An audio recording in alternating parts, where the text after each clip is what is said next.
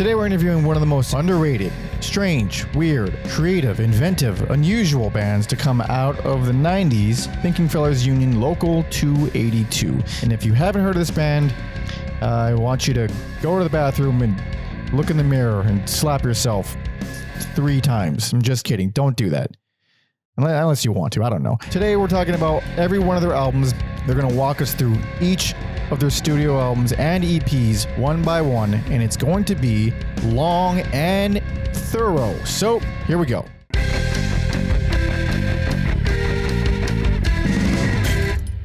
Welcome to Every Album Ever with Mike Mansour. Today we're interviewing Mark Davies, Brian Hageman, Hugh Swarts, and Paul Bergmann of Thinking Fellers Union Local 282. One of my favorite bands of all time. So this is a big deal for me. I'm very excited. I'm very grateful. I'm extremely grateful. I'm over the fucking moon, actually, because Thinking Fellers have been one of my favorite bands since I was a teenager. They're on my Mount Rushmore of most influential bands in my life. And it's because I think they're geniuses. I think they're kind of geniuses. They've always struck me as being a particularly intelligent band in the sense that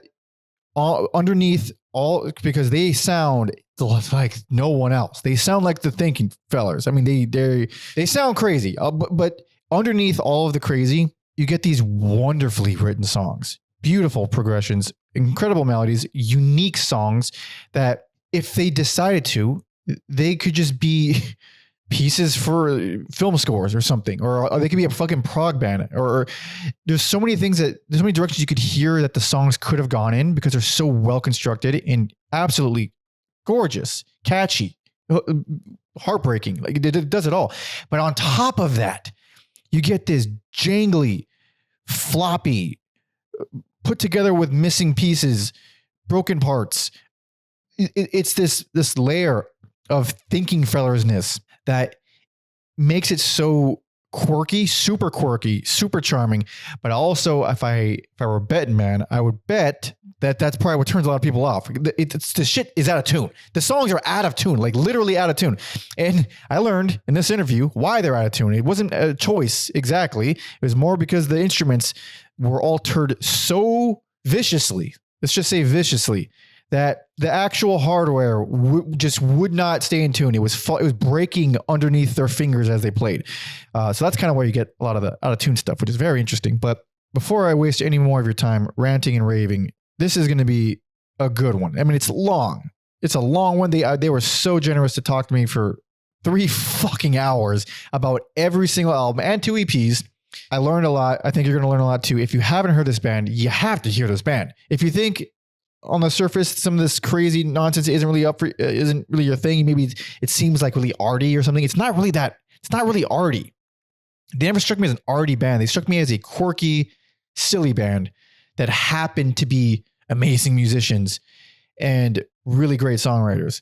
Even though some of the albums can be a little bit difficult with a lot of like the home recordings, and there's a lot of stuff in there that's going to turn people off. Skip it, because the good songs, the songs that you will remember, aren't like anything else. I mean, I can list a whole bunch of them right now. That just listen to these songs. I'm not gonna right now because I'm filming something right now, but they're there. Fucking listen to them. Start with Strangest from the Universe. That's the one I think is their actual best. My personal favorite at the moment is I Hope It Lands. Admonishing the Bishops is also a very, very good starting point. It's only an EP, but it's also a very streamlined record. I would say start from Strangest from the Universe, Admonishing the Bishops, and if you like what you hear, which you should, if you like 90s music at all, keep going. Now, on to the interview. I just said I wasn't going to waste any more of your time, and then I continued to waste more of your time. So without wasting any more of your time, again, this is Mark Davies, Brian Hageman, Hugh Swarts, and Paul Bergmann of Thinking Fellers Union Local 282. One more thing, I completely forgot. Hugh wasn't able to zoom in with us over video because he had some connection issues, so he had to call in. So that's that, but no loss. There's still plenty of insights. So there we go. Okay, done now, for real. Let's go.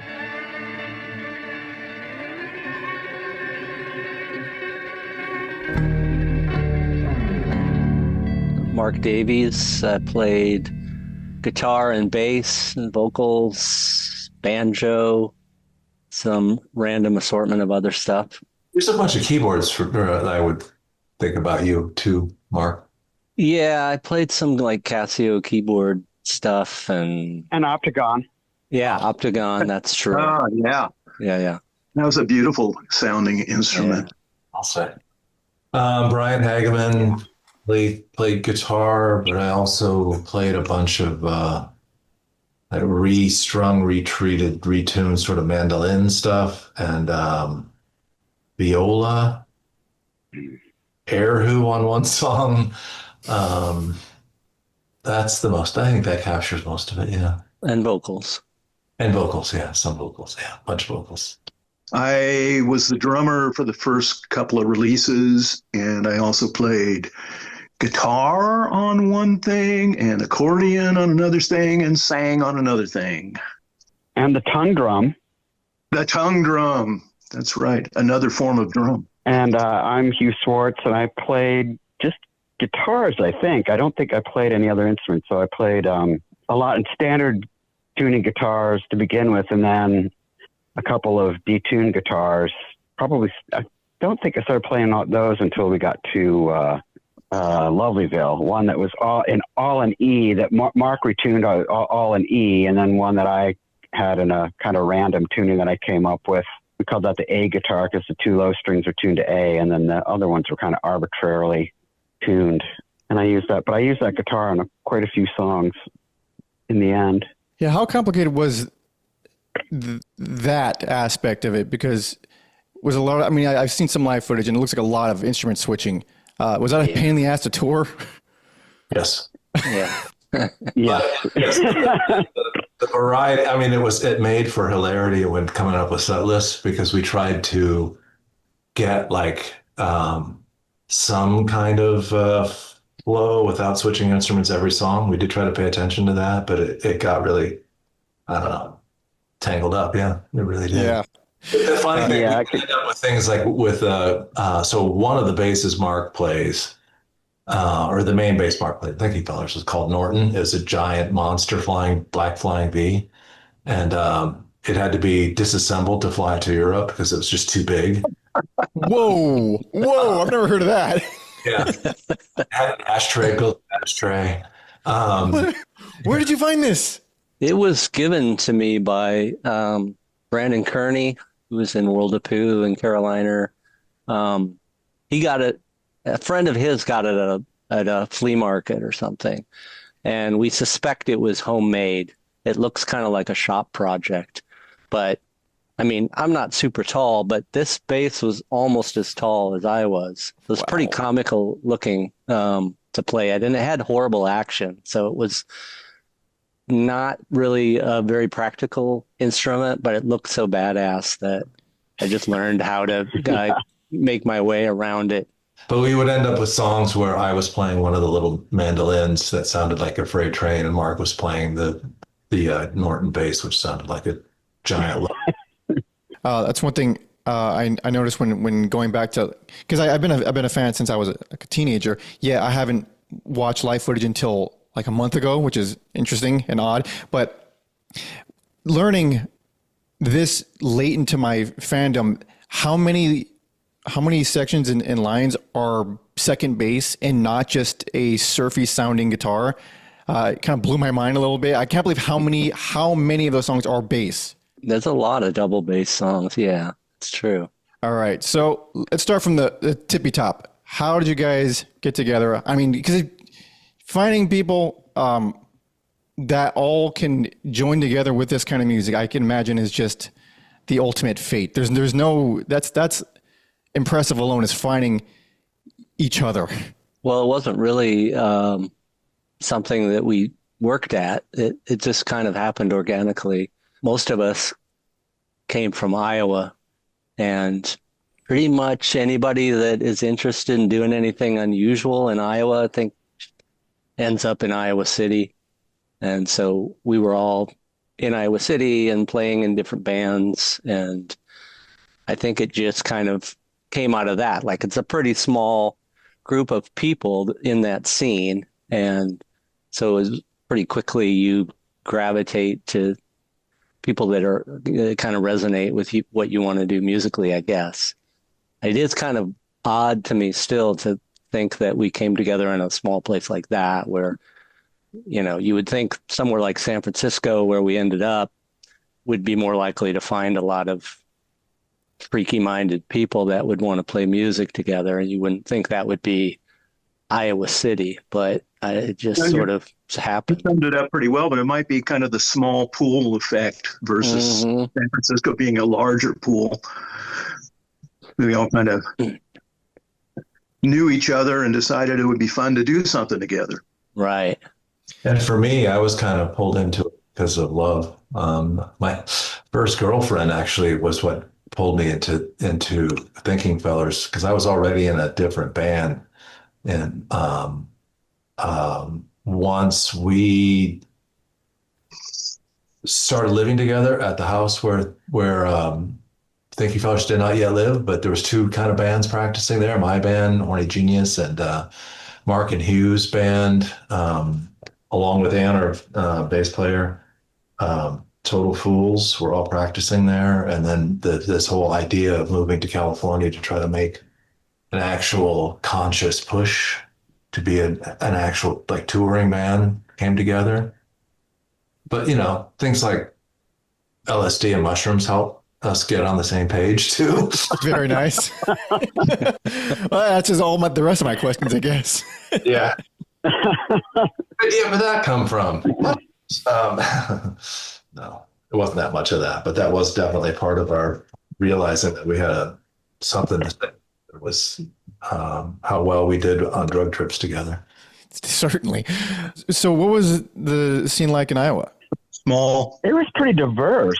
It was small, but there was a lot of variety there. I mean, the bands were all I think completely different from each other. There was some some great punk bands, and Paul was doing his I guess you call it solo sort of thing, along with Pink Gravy. Yeah, Pink Gravy and stuff like Pink that. Gravy, that had gone by the wayside by the early 80s, so I was just doing solo stuff. But yeah, there were a lot of bands like Stiff-Legged Sheep was one that kind of started a San Francisco, Iowa connection with Matt Hall going back and forth.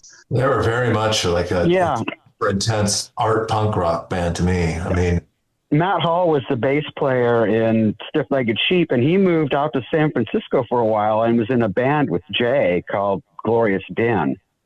That was a couple of years before we moved out there. I don't know how long he was out there or how long Glorious Din went on, but there was that connection too, which was kind of strange. Yeah, because oddly enough, we didn't really meet Jay through Matt. We met him through other people once we were in San Francisco, and then kind of found out that we had that connection through Glorious Din with Matt Hall from Iowa City. So it's kind of a weird little loop there. When did you guys move to San Francisco? If you remember the year? Ann and Brian and I moved there in 1986. And then Paul and Hugh moved out early 87. Okay, so it was all before the first cassette. Yeah. Yes. Yeah, Ann and Brian and I started writing songs for a few months. And then Paul showed up, I think, very beginning of 87. And I was actually there in 86, but yeah. Oh, were you? Okay. Very end. It was almost 87. Yeah. We were just kind of, we reconnected when he came out, and we're like, yeah, we're looking for a drummer. And Paul had been a guitarist. That was the plan before I left. I thought so too, yeah. I could move out there and become the drummer. Perfect. We were having a hard time finding a drummer, and Paul saved the day. A really hard time. No, that not meant that way. We were just looking around, and we had this one person, I don't remember his name, but we were definitely not on the same page. It was so funny about he was much, much younger, and I don't know if he was more conventional. The guy that lived across the driveway from us at the apartment complex, yeah. What was his deal? Oh, I just remember that he didn't like our music. That's the start.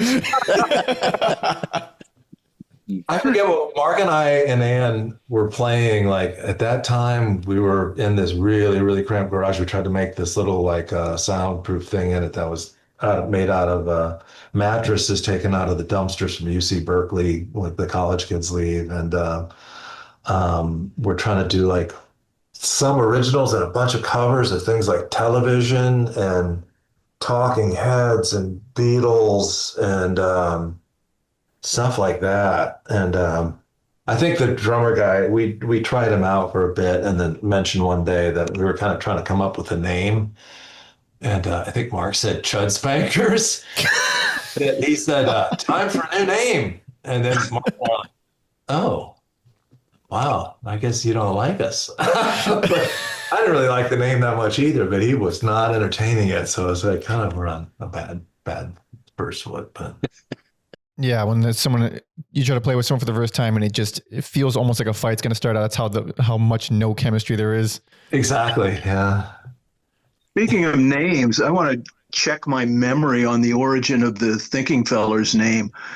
The way I remember it was Hugh had written a song called Thinking Fellers Union Local 282, which I think I have on some practice tape. And we never recorded it or No, it didn't. And it, we might have performed it like at the first show at Gilman Street, but after that, no. I don't think we ever played it. We never played it live. It never. Oh, we did, really. That's surprising me because I didn't think that one went anywhere. Yeah. Because that's funny because I didn't think that was because I couldn't play and sing at the same time. So I'd be surprised if we did it live. That's where the name came from. I recall.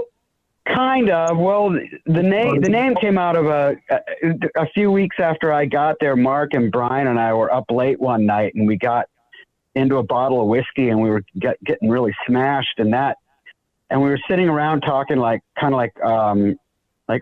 hick armchair philosophers, and that phrase came out of my mouth, and I remembered it, and then I wrote that song by that title, and then when we were looking for a name when we got our first show at Gilman Street, Paul, you suggested it because we had this long list of names and we couldn't settle on anything. We couldn't agree on anything. And Paul said, well, why don't we just use this for the first show? And, that's, and then it just kind of stuck with, we'll think of something better. And then we come back to this list and it would just end up being, the kind of thing where you fall into is coming up with the most ridiculous names you can think of and doesn't go anywhere. I mean, and so it ended up sticking, unfortunately, or fortunately, I guess, depending on how you look at it. It is what it is.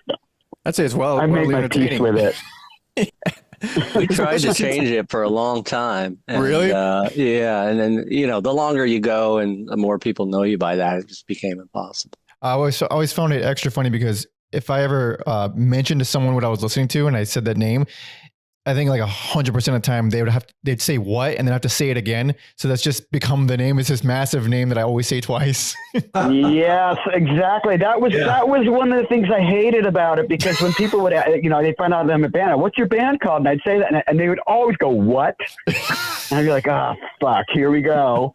And I really hated that. And then people would go, because they didn't, which I understand. It's a mouthful, and that was one of the reasons I really want to change it. And even as late as after when we were going to put Tangle out, I mean, we'd already put Worm by Leonard out, and I remember when we were going to put Tangle out, I thought, well, okay, this is going to come out on vinyl, so we're going to be official now.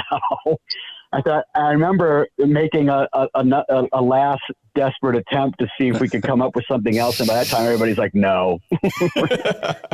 That did not get any traction at all. And I was like, okay, well, I guess, because I kind of felt like was only one thing out and it was only out on cassette. I always thought, well, we can always put it out again with a new band name on it. No big deal. I mean, there were only a few hundred copies of Worm by Leonard out there on cassette. So it wasn't like a name change would have been that big of a deal, but I felt like when we were coming out with Tangle that if we were going to change the name, that was, we kind of had to do it before that came out or or we were doomed. Well, I think it's a delightful name. It's truly unlike anything I think in recorded history. I mean, you couldn't possibly infer anything from the name. I mean, that's pretty. Actually, Matador really supported us with that name too. Really? They said, I think that's a great name. I really like that name. I'm like, really? I also don't want you to ever sell any records, but well, we'll get to Matador because I'm really interested to hear how that happened. But let's start from the very top. Worn by Leonard. How did this come about?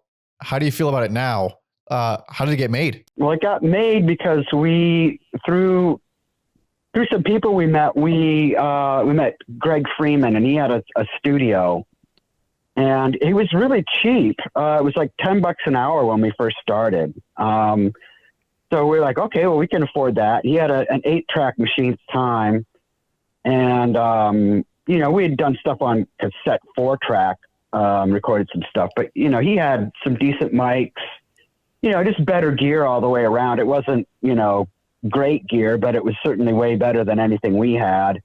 And so we met Greg and went in and just started recording. And I think, from what I remember, I think our idea at first was like we wanted to put an album out, but we also kind of wanted to clear the decks of everything that we had written, because I remember Greg at one point saying that he goes, you guys, this is too much stuff. You should pare it down and just put out, I don't know, whatever, do fewer songs and concentrate on them more. And we were like, and I remember that was the first good piece of advice he gave us that we shot to shit. So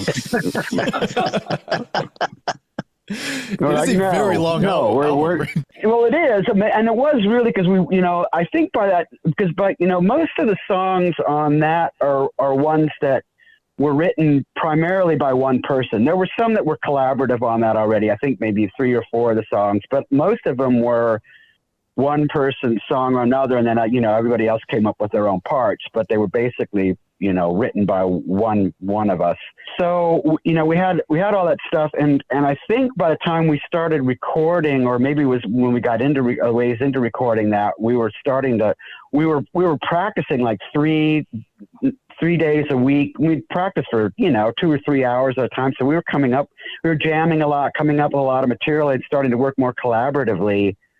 And at least the way I remember it was kind of like, well, let's just do all these songs that we have so we can put them out, kind of clear the decks, and then we'll be ready for, to move on to the next thing. Because I think we were already starting to work on Tangle stuff, because we started recording, we did Worn by Leonard all in 1988, and we started recording Tangle in the fall of 1988. So it wasn't too long after we finished Worn by Leonard that we were starting on Tangle.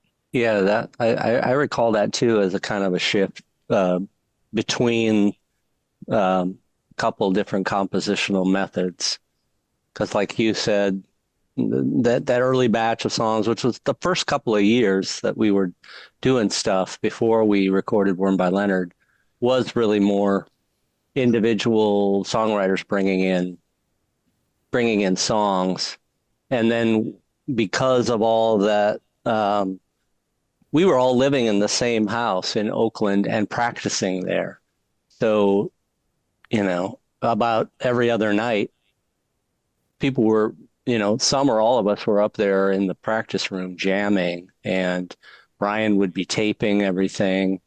And we started this process around that time of creating these compilation tapes that were called Song Possibilities, which then got shortened to Song Posse tapes. And we would listen to those. Brian would go through all the stuff that he recorded of the jams and kind of distill that down into a bunch of bits that seemed like they could become something, and then make dubs, and we'd all listen to those and think about how to put different things together as a song. And that was kind of a big change in how we approached things. And Tangle was the first record where we really started to put together songs with that method. So Worn by Leonard was kind of all of the stuff that we had kind of done before that, before we sort of made that fork in the road and changed up how we approached composition.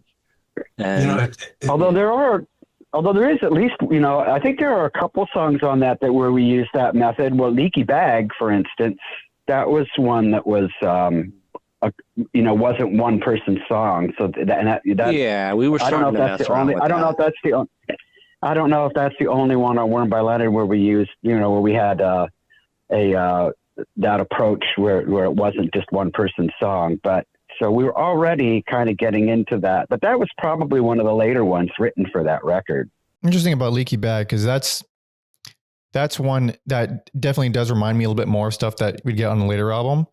And especially when you get to that kind of shift around, it's like around 2 minutes in where it shifts into that kind of heavier, more dark section. I don't know how else to describe it. It does sound like multiple people wrote that as opposed to some of the other songs on there. Yeah, when I was looking at that song list, it was also striking me when looking at the song list. I'm looking at the record, the vinyl version of it right now, and was reflecting on that aspect of Leaky Bag, but also just remembering like there's so many songs, there's so many I like on this record. And then thinking about how some of them, when it comes to favorite albums, it's really hard for me to separate them from the era during which they were recorded, and what I was going through personally, what our practices felt like personally. Like that whole process of jamming, we learned a bunch of stuff like don't freaking practice on Friday nights unless it's just going to be like a beer or whiskey sort of practice thing. But because you can't, I don't know, Friday nights you're too burned out from work. Monday nights, no. Lots of things like that we had to work around to try to figure out how to set things up for the most likely serendipitous things to come out, and like they set up the environments for the most likely serendipitous stuff. But we had so much music written at the time that we were almost kind of unfortunately also no budget in the process of just like getting our documentation of what all those songs were. And it's not like we had money or time to songcraft, in the studio to like really craft sound. We're just recording all the guitars and the vocals, and then you're done. You move on to the next thing. It's not like I look at some of these songs right now and I think, God damn, what we could have done if we had had time and money to actually really putz with it. And that was what Greg's point was, is that we should concentrate on that, and he was he was right about that. But I do remember, we decided, well, we'll document it. So, because I do remember afterwards, like after we got it recorded, that feeling like we didn't do a very good job on some of this stuff. I thought we did a fine job on some of it, but a lot of it really would have. I can even remember joking about, we'll fix it in the mix. That joke about, if you fuck something up, you can fix it in the mix, and then you find out, you can't really do that when you didn't do a very good, didn't do the quality control on the front end when you were recording, when you're tracking something. But I'm always curious to hear outside people listening to those records that maybe they wouldn't have gotten ever made if we hadn't been forced to just document all that stuff.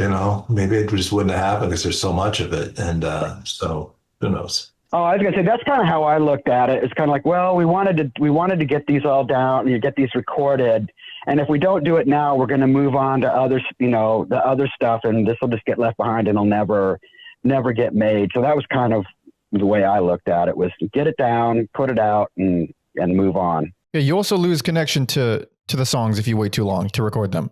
So it's important to get them documented. Yeah. Yeah, there's nothing I don't like on Worn by Leonard, I think. So you're talking about how you're just trying to get the things recorded, do all the parts, move on to the next one.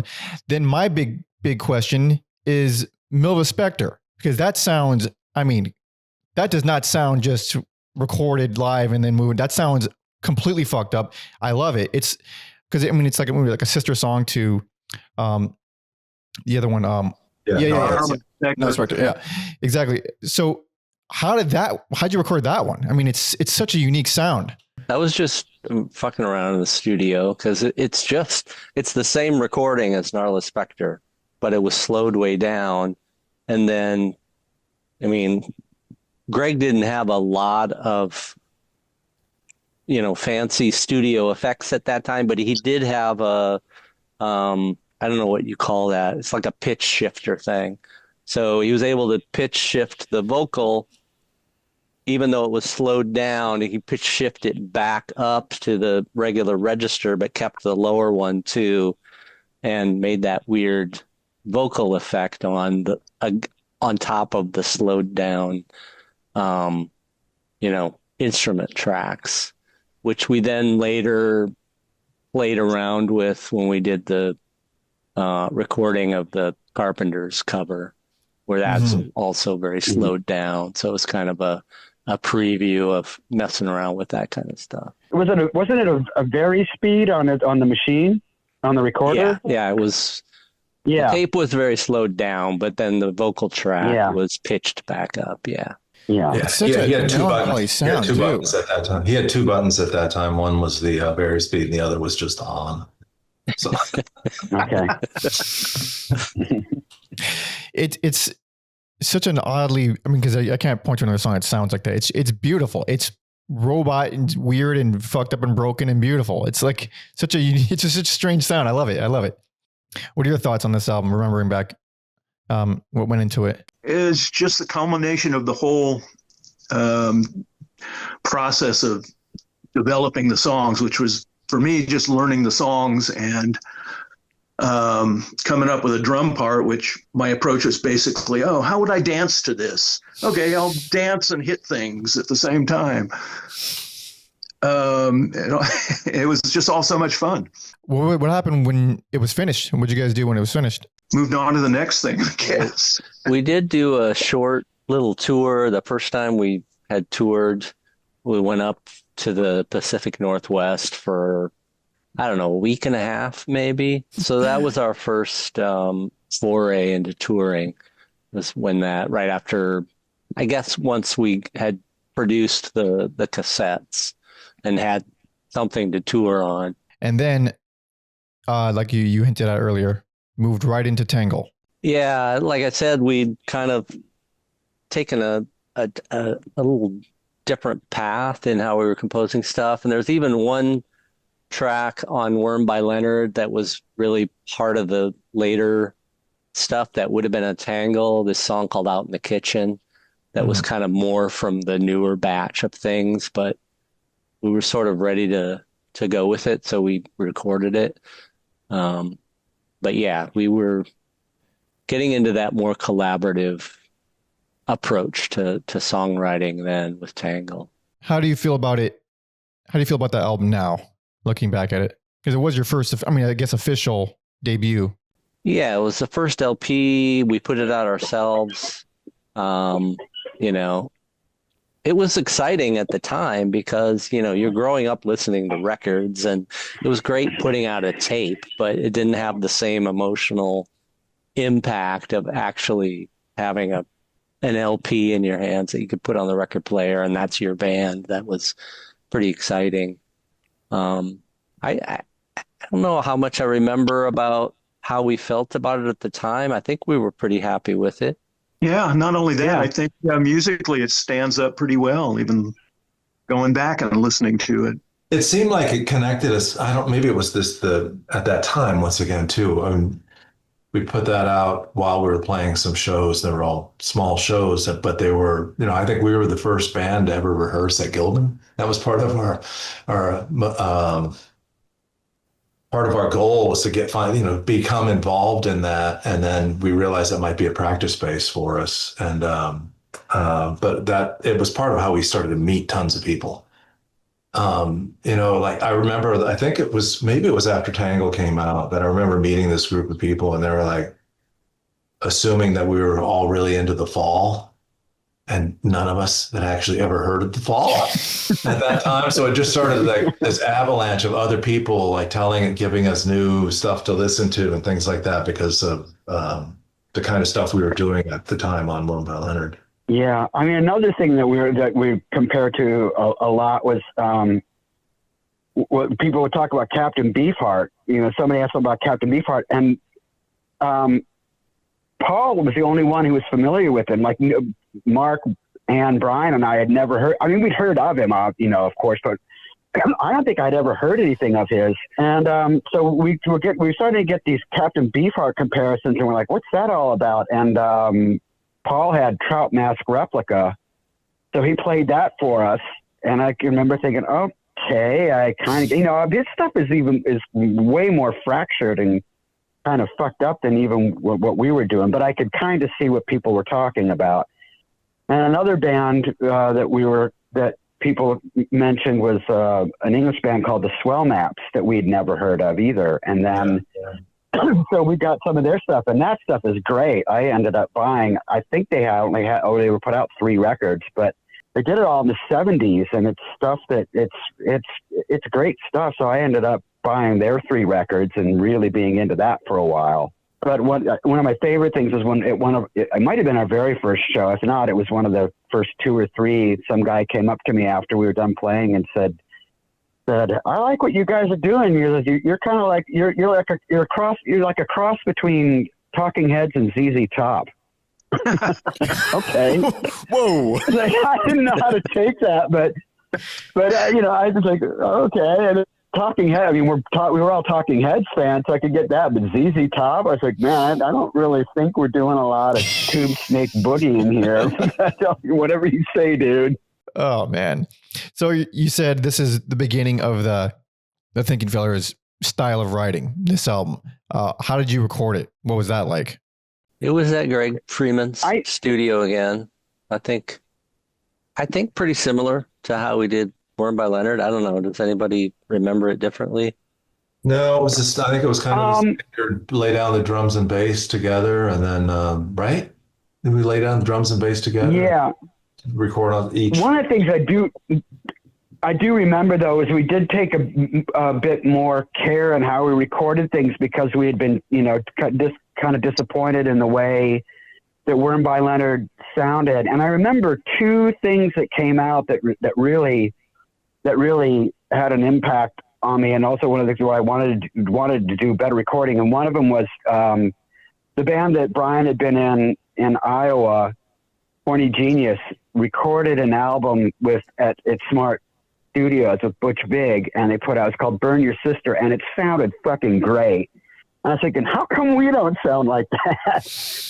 How come our record is like that? And the other one was The Idiot went in, and they were friends with Greg Freeman too, this band called The Idiot that we were friends with. In fact, Seymour Glass from Banana Fish was in that band, sang in that band. But anyway, like, they went in and they recorded some stuff, and it sounded really good too. And so I remember thinking, okay, it can be done. Like, we can do.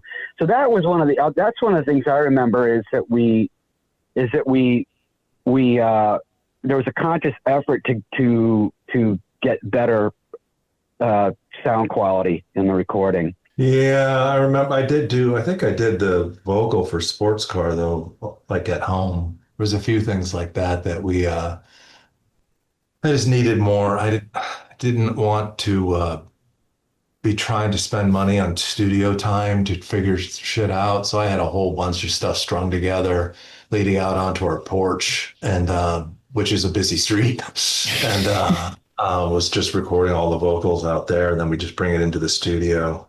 We're learning there's a bunch of stuff like that, learning all kinds of things about the difference in tape machine speeds. Like if I recorded a cassette recorded a whole vocal part or something at home and brought it to Greg's studio and put it on his machine, it was not going to match because the motor speed is different, and trying to mess with stuff like that was always total pain that lasted all the way up through Tiny Telephone. I was doing that on a song on Snow Cone.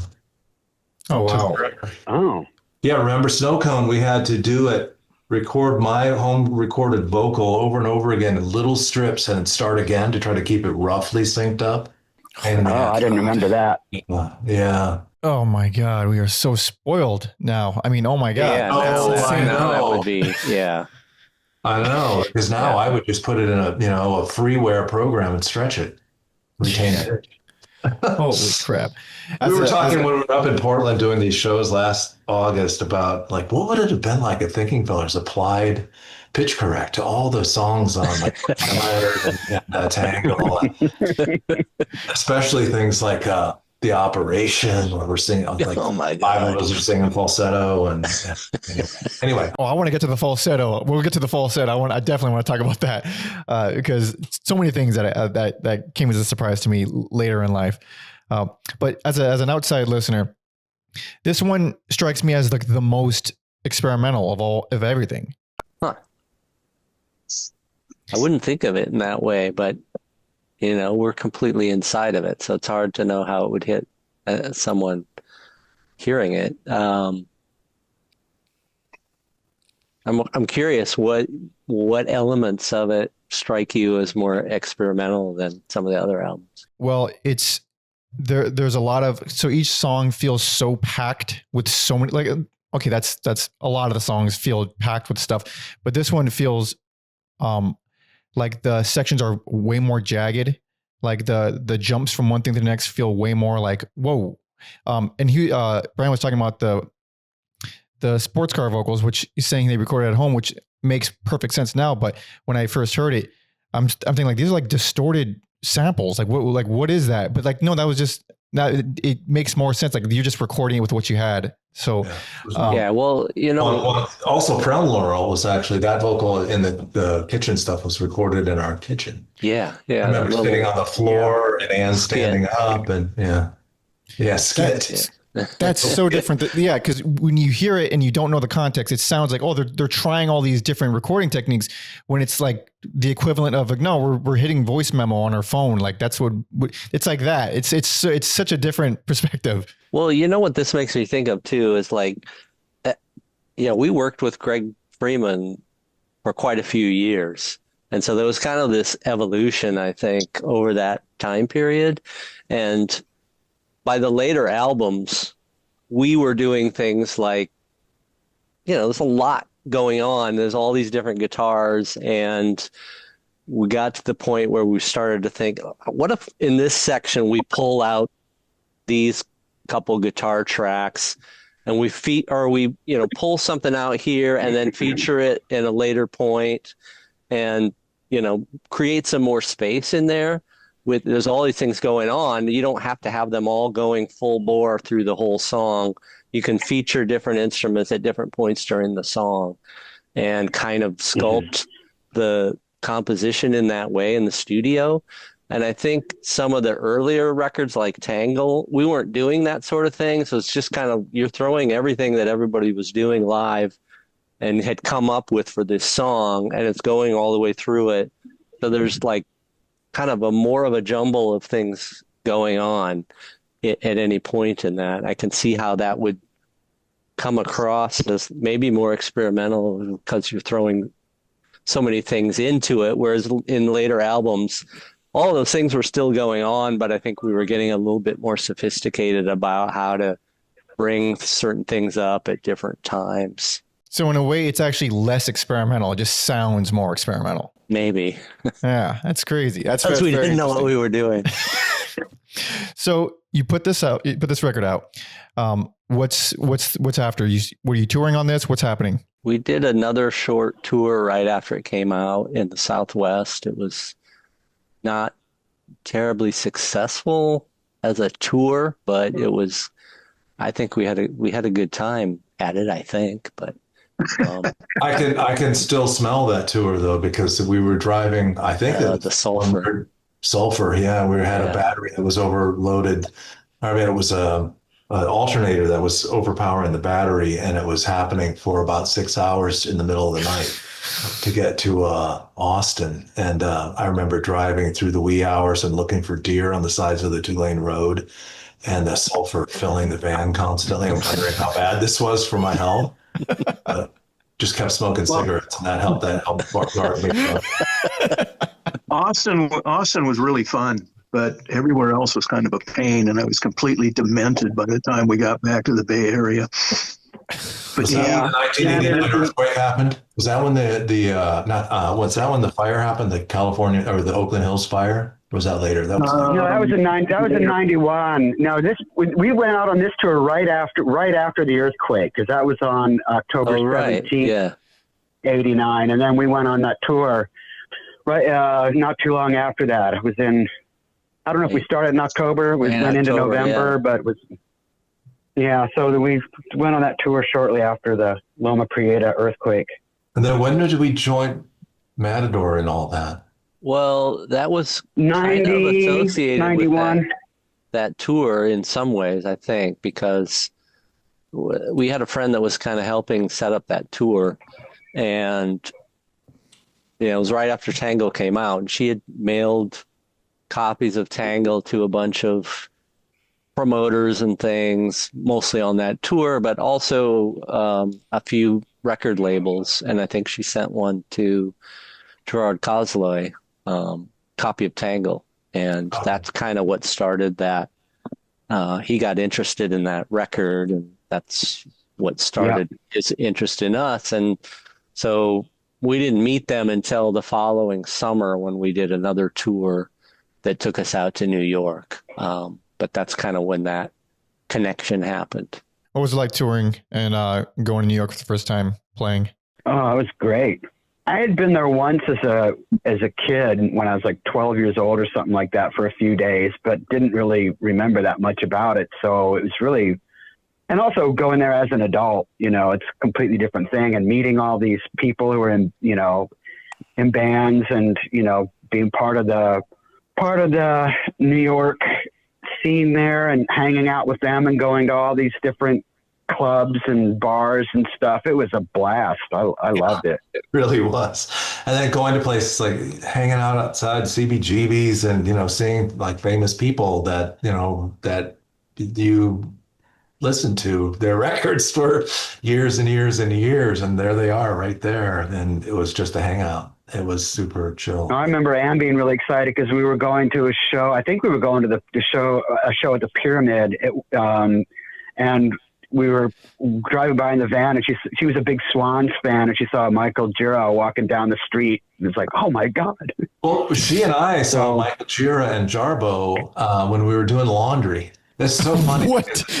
Yeah, we were doing laundry somewhere in Manhattan, and Jarbo and Michael Gira walked by. And it reminded me that many years later, when I lived in the Tenderloin in San Francisco, The Fall joined Matador Records, and they were kind of trying to do a little bit of a comeback. And I was at the laundromat in the Tenderloin in San Francisco doing my laundry, and everybody in The Fall except for Marquis Smith was in there. Now you'd be lucky. I introduced myself, and they were not that thrilled that, I don't know, that I was like, I'm on Matador too. That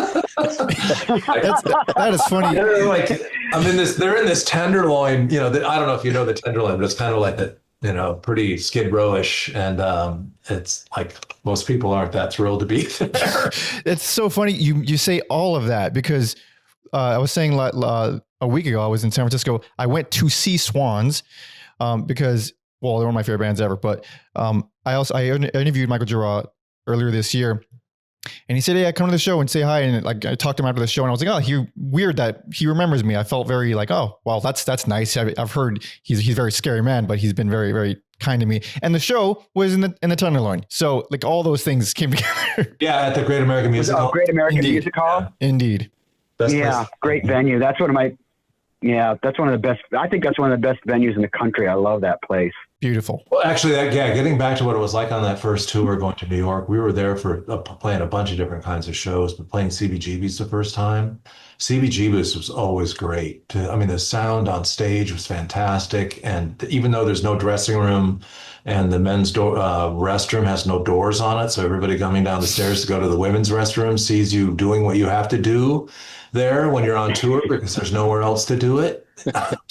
Oh my God. It was still just a fantastic sounding place. I don't know. I felt like the New York scene just completely embraced us. I felt like there was friends everywhere we went, and people came to the shows somehow. It was great. It was super fun. Yeah. Who'd you guys tour with? Or like, I guess it's more of a general question because I was wondering like, who in the world would you be touring with? Because no one sounds like Thinking Fellers. Well, the band we did the longest tour with was Sun City Girls. We did a 6-week tour with them. And that was incredible. And we did shorter stretches with a number of bands, Fly Ashtray, One called Polvo, Babe the Blue Ox. Babe the Blue Ox, Yeah. Strapping Field Hands, Red Meat. Red Meat. Yeah. Yeah, the Red Meat was one of the Sun City Girls is one of the high points of my life. I think that whole it being a fall thing and going all the way around the country, and they were just different. They were like gorillas in every city it seemed. They could go into a really depressing atmosphere where, most people are actually at the laundromat that evening, and just make it into something that seemed like an event. And they were incredible. But also, yeah, the Red Meat thing was like unforgettable, emotional sort of experience to me, because I love what they were doing. And they're not at all like us, but musically. However, I think Tim Rutilli from Red Meat, and or now I forget what his name was. The one of the two drummers from Caliphone. It's like, oh yeah, we're taking a bunch of your ideas about because they started to like the banjo and mandolin, like more using more odd instruments anyway. I see an old flyer of you playing with Boredoms. We did a couple shows with them. Yeah, we played in LA once, and then also somewhere in the Netherlands, I think. And I think it was in Amsterdam at the Paradiso. I thought it was somewhere else because I think it was somewhere else. But I had the flu at Paradiso, and I was a mess. Okay. But we played. I was just talking about this a couple days ago to somebody because they asked about the Boredoms, and I was remembering that show. We also on the bill was this woman named Eva Bitova. It was really interesting, like violin and weird vocalizations. That was a really cool show. It was. The Boredoms were really fun too. Yeah, I saw them once about maybe decade and a half ago or something. And yeah, that's certainly one wild band to watch. I can only imagine what it was like back then. Well, it's funny. The pairings of stuff are often weird because, like our booking agent was the same booking agent as the Melvins, and we knew the Melvins, and I don't think we ever played with them. We did. We did. Yeah. I don't remember. At Covered Wagon. CW, and that's the only place I can recall. Did we play with them more than once? I can't remember. I know I played them at least once at Covered Wagon. I just always thought it was funny that people who were booking agents would have to be like, well, you're going to take Thinking Fellers because I'm not going to give you the Melvins. Unless you do. So it's like, wow. I like one of those two bands. I happen to love the Melvins too, but of course, all time, one of my all-time favorites as well. I would have died if I was at that show with both bands. So you guys are now on Matador and 91 Lovelyville. So how does this get made? Because this album is really, it's beloved by fans and with good reason. Is the writing process still the same at this point? Is it evolving a little bit? What's happening? I think it's the same general process, but it had started to kind of, I think, get refined by that point, maybe from Tangle. Like 4 o'clock or 2 that's kind of a classic of that, isn't it? God, I don't remember how that came together. There's so many things about that song that were like, wow, you think that's the one? Like, don't ever tell me that again. That was one of those songs where we were hearing it in different time signatures, but it somehow worked together. And then once you started talking about it and was like, this is how I'm hearing the beat. And we're like, oh shit, I'm hearing the beat completely differently. It's a real mind fuck. Yeah. And that's why I loved it so much, but didn't realize why. But I don't remember if that came up out of a song posse but when I see it, I think of it, not one of us wrote that song. No, it was 2 jams that were put together, I think. Mother Delicious Uncle Taste, that's a homemade thing. So is the speech vibrator track that Power Tools, Mark My Words is too. So what about More Glee? I forget. More Glee was that's a total That was pieced together from piece together. different jams. Yeah. Yeah. I remember it starting with. That was the first song that had the E guitar where every string was tuned to E. So a lot of them were very detuned and floppy. Was that the ostrich tuning? Ostrich tuning? I think it's the Lou Reed tuning. Everything's E. I think it's ostrich tuning. Oh, I hadn't heard of that. I didn't know anything about that, but yeah, it was the highest string was taken off. So it was 5 strings, and everything that wasn't E was tuned down to an E. Mm-hmm. Yeah, God, there's so many amazing songs on this one. Yeah, and also since you brought up More Glee, like that's one of the quintessential songs where I think, and I hear that and it's like, oh, that's exactly what I think of when I think of Thinking Fellers. It's that kind of sound where it's bizarre. It's like, I don't know. It's like it sounds broken. It sounds like it's not working, but it is. But that's it.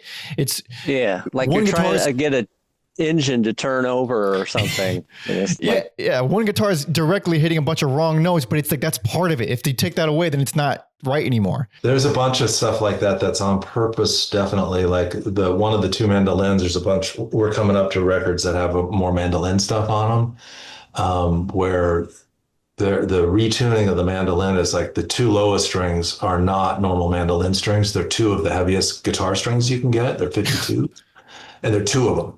I mean, there's one of them. Sorry, there's one of those on that little instrument. It's breaking the neck already, and then the next pair is tuned to the 2 strings are tuned to a 5th instead of unison, but one is super taut and the other is very loose. And the same thing with the next pair and the next pair. So they have, as you fret them, you get this dissonance automatically, and as you work different parts of the neck, the dissonance is different because of the horrible action on the thing. I mean, that mandolin literally I bought in a pawn shop in Philadelphia, and it kept collapsing, bending inward the entire tour. So I was gluing it together constantly and nailing it. I still have it, and it's nailed together and glued together and clamped together. And it sat in my attic for almost 2 years, and I pulled it out and it was still in tune because it's practically unplayable. But that sort of dissonance philosophy, the E guitar, all that thing where there's no way to have all those notes be in tune. There's going to be dissonance, and that's part of the joy, is that friction. Yeah, and that I think that's on More Glee. I was playing the E guitar. I think Hugh was playing that other detuned, what he called the A guitar. The A guitar, on that. And so that's got the. You have so many detuned strings like that. It creates these overtones that, like, melodies come out of the. And especially this happened a lot live, but certain melodies would come out of the overtones that were because of all of the dissonant and detuned strings that were like kind of battling with each other in the sonic spectrum, that it creates these overtones that there'll be these melodies happening over the song that nobody is playing, but it's just created by all of that sonic friction in the different instruments. Yeah, we tried really hard. Like Mark's on one song that's later on was a different mandolin, but a very hollow body one. Live, Mark's banjo is so plucky and chirpy that it would trigger that body of that mandolin, and then you would hear the banjo's resonance through the body of that mandolin, and then the mandolin would start to feed back, and I had a tremolo or a vibrato pedal set on really slow, so I could use the vibrato pedal to keep bringing it back out of sympathetic, feedback, basically, so you could ride it. And sometimes I just cried on stage because it just sounded so amazing to me. But we tried to do that in the studio. Of course, none of it would work. I had a little ISO room with me and the mandolin in there playing Mark's. Everything was just like, no. It's magic. It's actual magic. You have to hear it live or it's not, not going to work.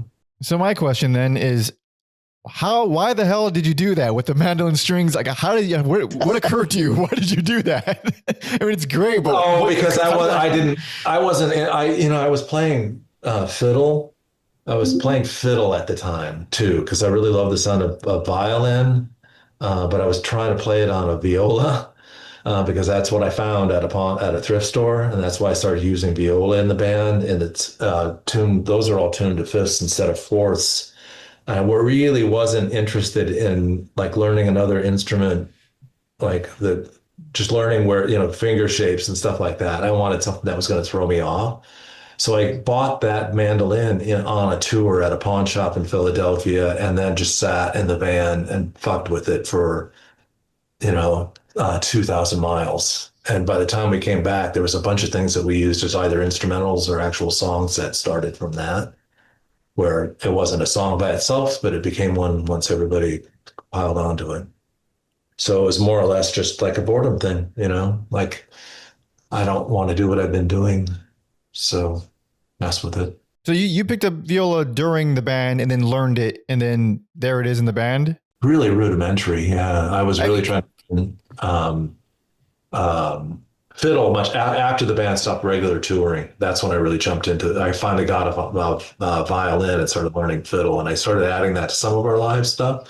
Like we tried a Cajun song, I think at something in the city once. It was kind of fun, but never I'd never call myself a string player in the thinking pillars. I just there were some songs where that viola sounded freaking amazing though, because it was like a cello.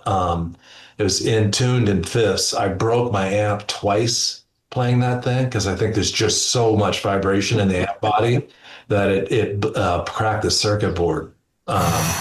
In South Carolina, I remember that happened in Chapel Hill, and it happened somewhere else. Holy crap. Yeah, incredible. That's wildly impressive. So, take a little detour to talk about everyone's history, because you guys are all very, very good. I mean, you hear music that's this kind of crazy, and people, I think maybe inexperienced listeners might just hear the crazy, but you guys are like really, really good. So how long were you playing? I guess start with Brian. What's your backstory with music? I started learning to play guitar on my 18th birthday with my mom. And that was how I got started. It sprang out of like some conglomeration of Queen and Jimi Hendrix and kind of. And then that was that. Then when I moved away from home, I started taking improv lessons and from a place in Cedar Rapids where I was living and working. A really great teacher. So I started to learn lots of jazz chords and how to move my way around the neck and work on scales within that. And then that was basically the main body of it, with my start. Not classically trained, or I never learned to read music. I started trying to learn to write music, and I would give Mark stuff to see if it made sense to him. But that was during a period when we were decidedly not working jobs and planning on just rehearsing and touring. And it was kind of fun, but I was working on stuff that I couldn't play the same way twice. So it was always like, no, it sounds like this. And but it actually would sound different the next time I played it. I'm terrible that way. Very flexible memory. What about you, Mark? I didn't have like formal training on guitar or anything like that, but I had some piano lessons for a couple of years when I was real young. And then in school, I was in the school, the marching band, and I played brass in band. And so I had a little bit of background in reading music from piano. Never applied that to guitar, but late in high school, I started picking up the bass guitar. I actually went to high school with Anne, and she's probably the only really classically trained out of the group. She played piano all growing up, and in high school we started playing music together. She was on the keyboard, and I played bass, and we had a couple other friends that we played with. And I think I was like 20 when I got an electric guitar. bought from this guy I was working with. Just started trying to figure out what to do with that based on what I had picked up from playing bass. And then I kind of fell in love with just seeing what I could do on the guitar at that point. And the banjo was kind of like same with Brian and the viola. I just picked it up at some point after the band was already underway and just started trying to figure out how to play it in, from the approach of a guitarist that was playing weird stuff. I've never tried to learn how does a banjo player actually play it, but just see what kind of sounds and I could get out of it. And, you start applying what you are used to doing on the guitar to something like that. It comes out sounding different and kind of interesting. And so you just go with that. And then, of course, was running it through amps and distortion and, getting weird sounds out of it that way. Hugh? I started really late because I didn't start playing guitar until I was 22.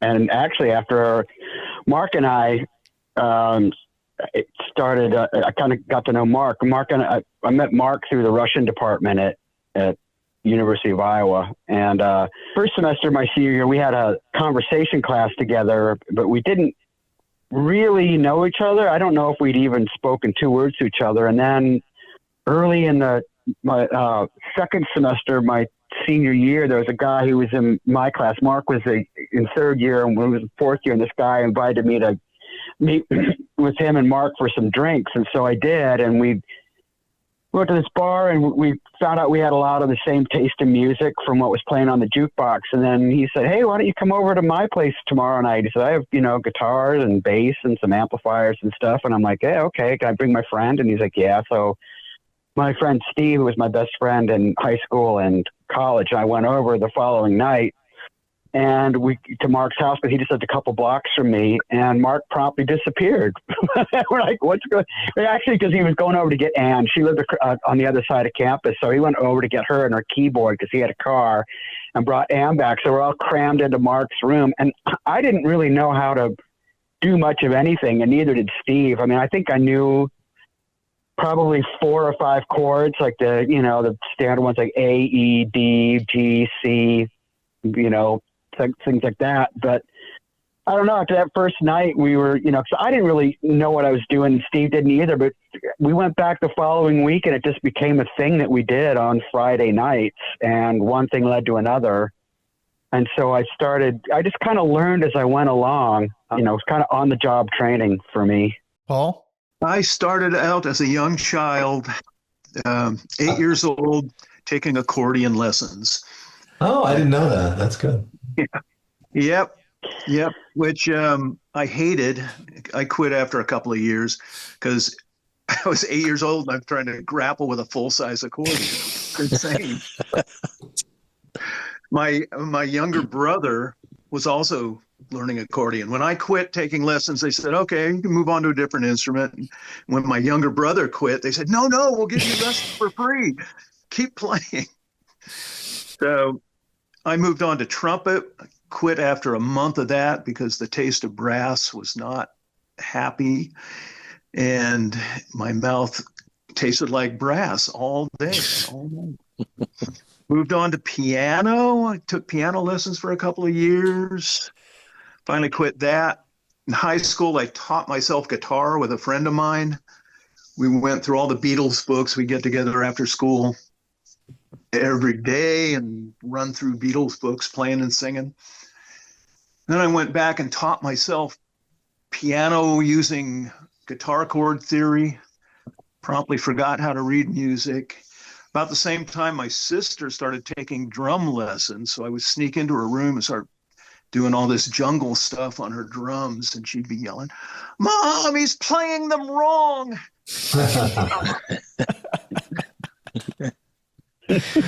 Anyway, I was mainly a guitar player. I was doing like open mic stuff and picking and singing. Moved to Iowa and joined a band called the Magic Goat Band, talking about bands with odd names. And we were kind of overloaded with guitar players, so we switched off on bass and keyboards. So I was doing all of those.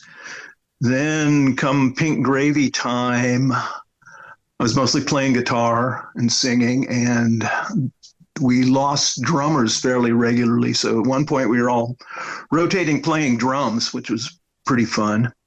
I enjoyed doing that. So when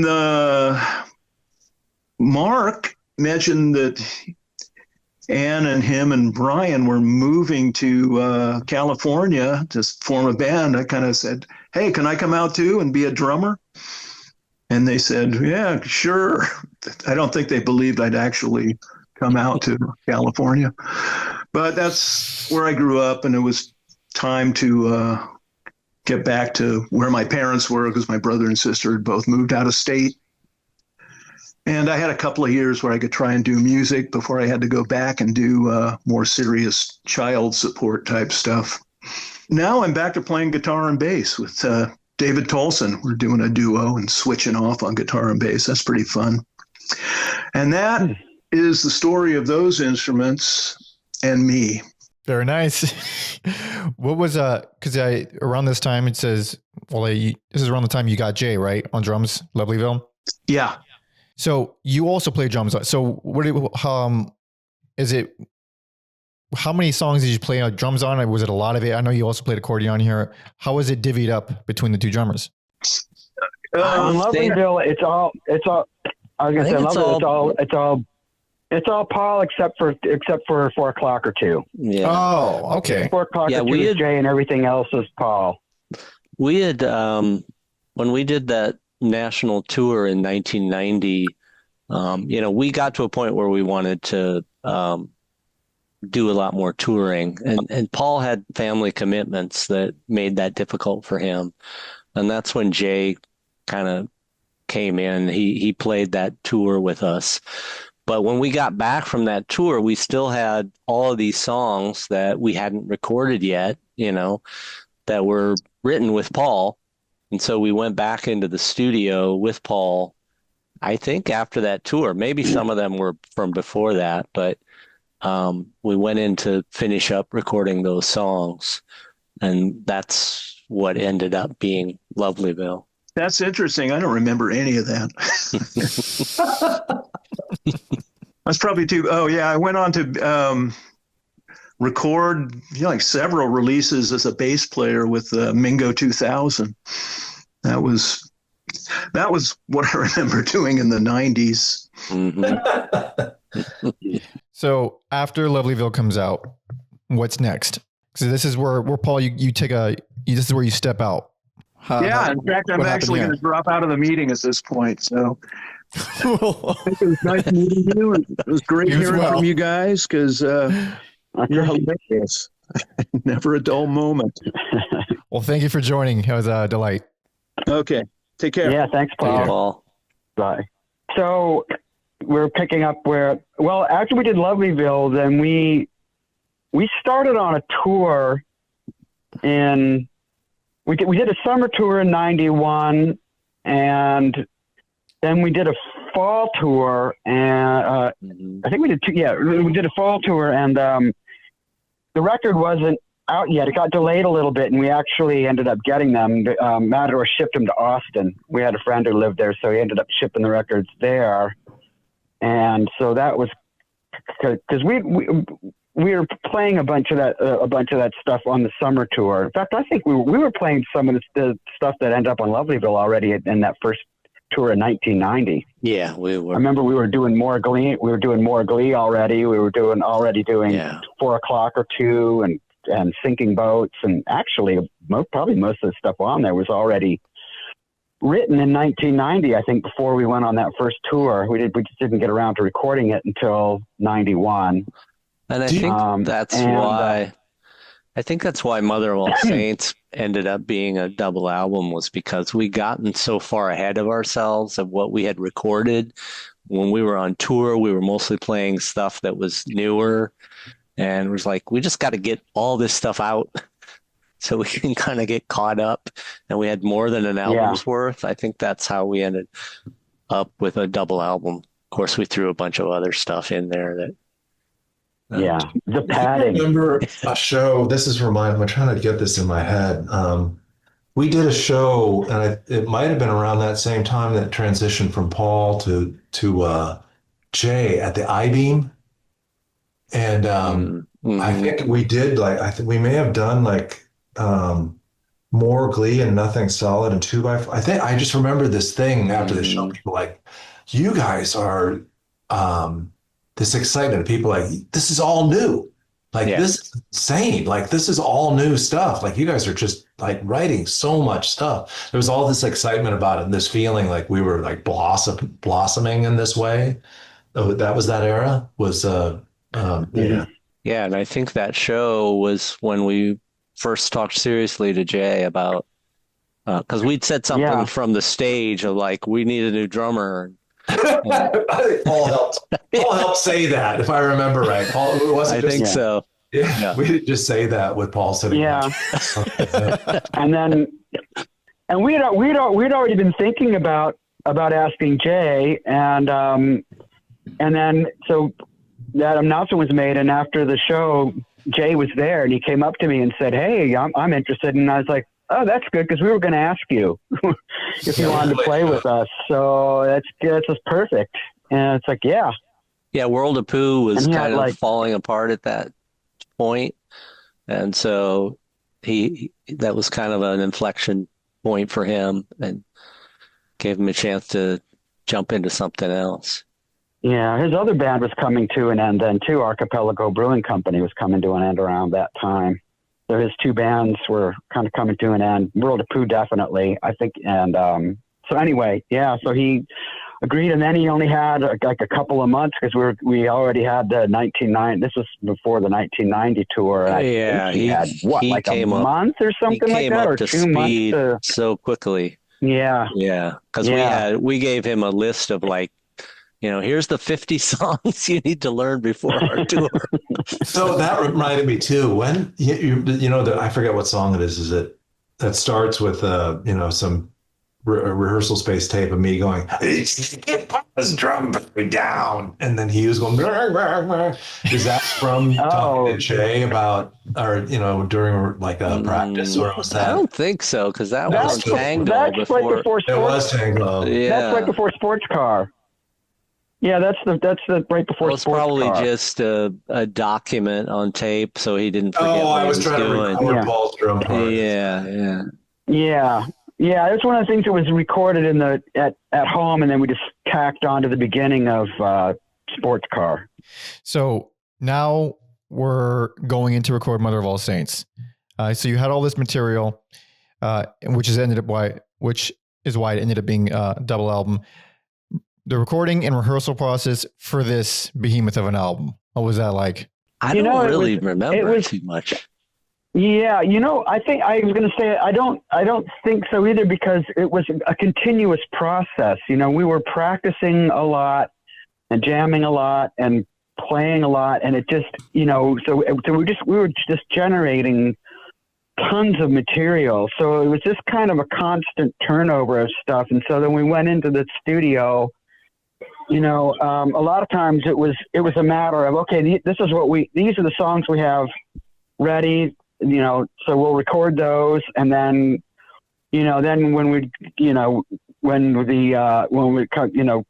finish those, we'd tour some, do some live shows, and we were constantly working on stuff. And it would just be what came to,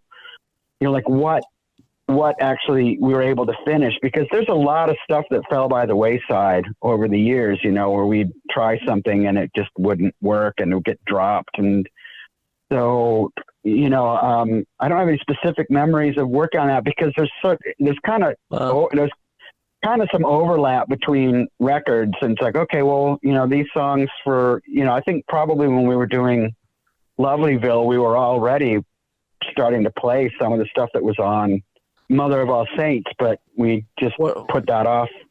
What I do think was a little bit different about Mother of All Saints is we were starting to use the mandolin and the viola and the banjo. Yeah. First four songs: Gentleman's Lament, Catcher, Hornet's Heart, Star Trek, Tell Me. Yeah. I mean, that's all. Yeah. we were exploding in that. Mandolin, banjo, yeah. But also, wasn't And there? also, that was- I seem to feel like there was and I might be, my own personal experience, but weren't we also kind of on a freaking schedule of trying to figure out when, because we all had to take time off work to tour and stuff, and when we were going to tour, and then work backwards from there when we wanted to have a record out before we to tour. Yeah. So it was kind of a little, I mean, sometimes it was stressful because we would finish up the record and get it out and then go on tour right as it came out. And then it wouldn't always line up. And that made for some hard times. Yeah. Where were you guys working during that time? Jobs? God, Yeah, 92. like day jobs. I've been doing the same thing for forever, which is I design mechanical systems for hospitals. So it was always like I would be super valuable because I would know a hospital inside and out, or several hospitals. So even if I was gone for 3 months, they would have to take me back because I was the person who knew what was going on. So that's always worked for me.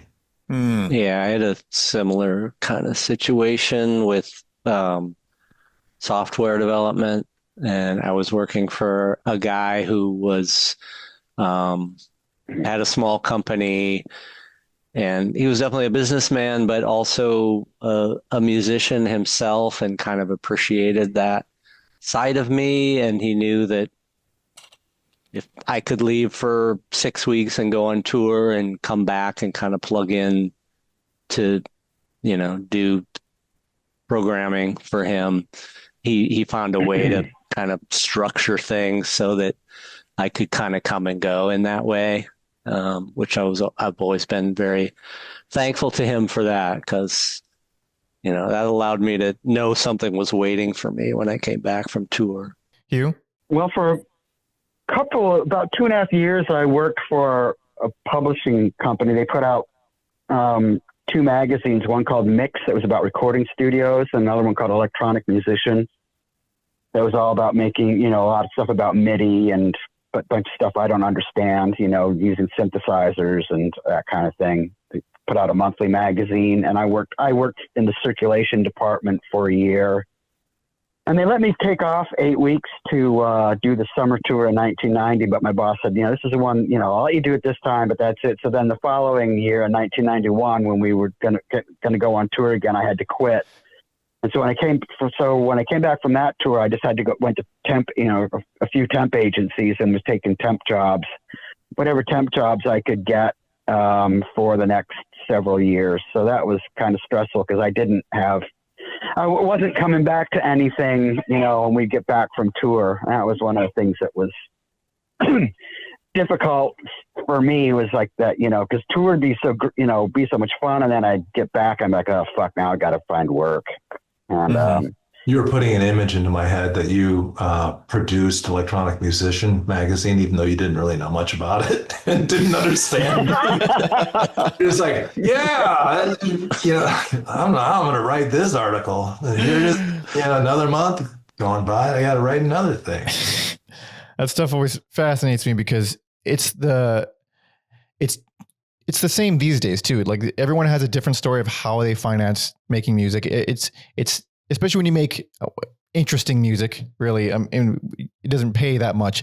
So everyone has their own unique journey. It's always fascinating to me. I don't know that. I would be interested to hear more about that, because I don't know how people do it either outside our little. Well, I get amused sometimes when people are grousing about, Spotify or, streaming services not paying enough to artists, which they don't, but it was never really any different. I mean, it's never been easy to make money at playing music, except for, this top percent of superstars. So I think it's just that's how it's always been. Yeah. Yeah. And I guess when you want it enough, it gets made. That's pretty much, that's the story. So now, Mother of All Saints, looking back at it, because Hugh told me over email, it's the first Thinking Fellows album I ever heard. And I've always been conflicted because of the giant chunk in the middle. I was like, that's a lot in the middle. How did that happen? And he said, oh, that's because you did it on vinyl with that in mind, not realizing that in CD, it's going to be a giant chunk. So tell me more about that. Yeah. Well, as I said, that record was put together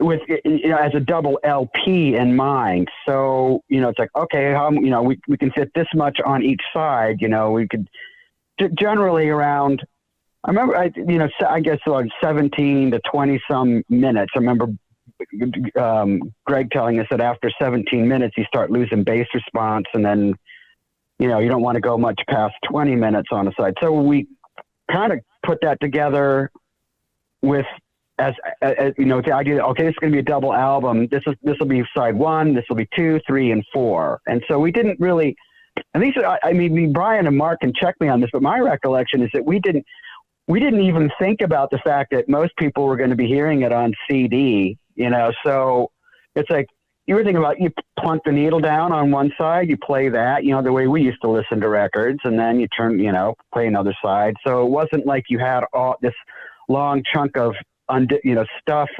like if you're talking about the non-studio stuff in a row, it wasn't conceived that way. So, and then my recollection is that when it came out and that was pointed out and people were kind of complaining about it, I was like, oh yeah, I can see what you mean. We didn't really think of that. And that's my recollection of how that was put together. I feel that way because now as I look at it, I'm so sorry, Mike. I really am. Like I can't. I think I may have never listened to this on CD. So all the way through. Yeah. Like wow, that must have hurt. We love all this stuff, but we still know that. I don't know. I get really. There's so much about sound, and taping and recording, and we struggle. All that stuff that we recorded in the practice space for some years before I started doing it on reel to reel was done with different pawn shop ghetto blasters, and those tape machines have really major compression, and they have a dampener. So like if you hit it with a lot of sound, it starts to compress it all into one thing.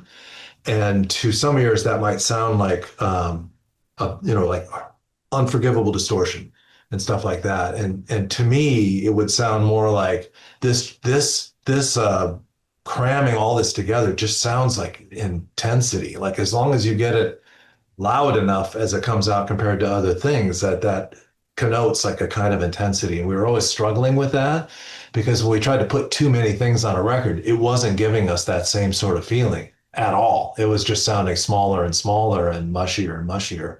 So we were always like struggling back and forth with that. And so some of that, when I see some of these things on here, like Shuddering Big Butter and stuff, like I love that sound, but I just don't know that I love that sound, but it also puts me into that room and that exact day when I hear it, and it has a whole different feeling for me. So I can't imagine listening to all this and then getting to some of this stuff and being like, Jesus Christ. Anyway. Well, a lot of that too came from that songwriting process, because we'd have these compilation tapes of all the bits that we might want to put into songs. But as you're listening over and over to that, each one of us is listening to those to try to find the bits that we might put together into a song. But you're also hearing these things in that tape where you're feeling like that sounds really great just on its own. It has this feeling to it that's really evocative, and you could try to recreate that as a section of a song, but it wouldn't have the same impact that recording has. And I think we just felt like, let's put that on the record, because that really captures what we were doing. It captures really strongly a feeling of what we are, in a lot of cases, more so than this crafted song that we meticulously recorded in the studio. and has all these improvised bits that just came out naturally.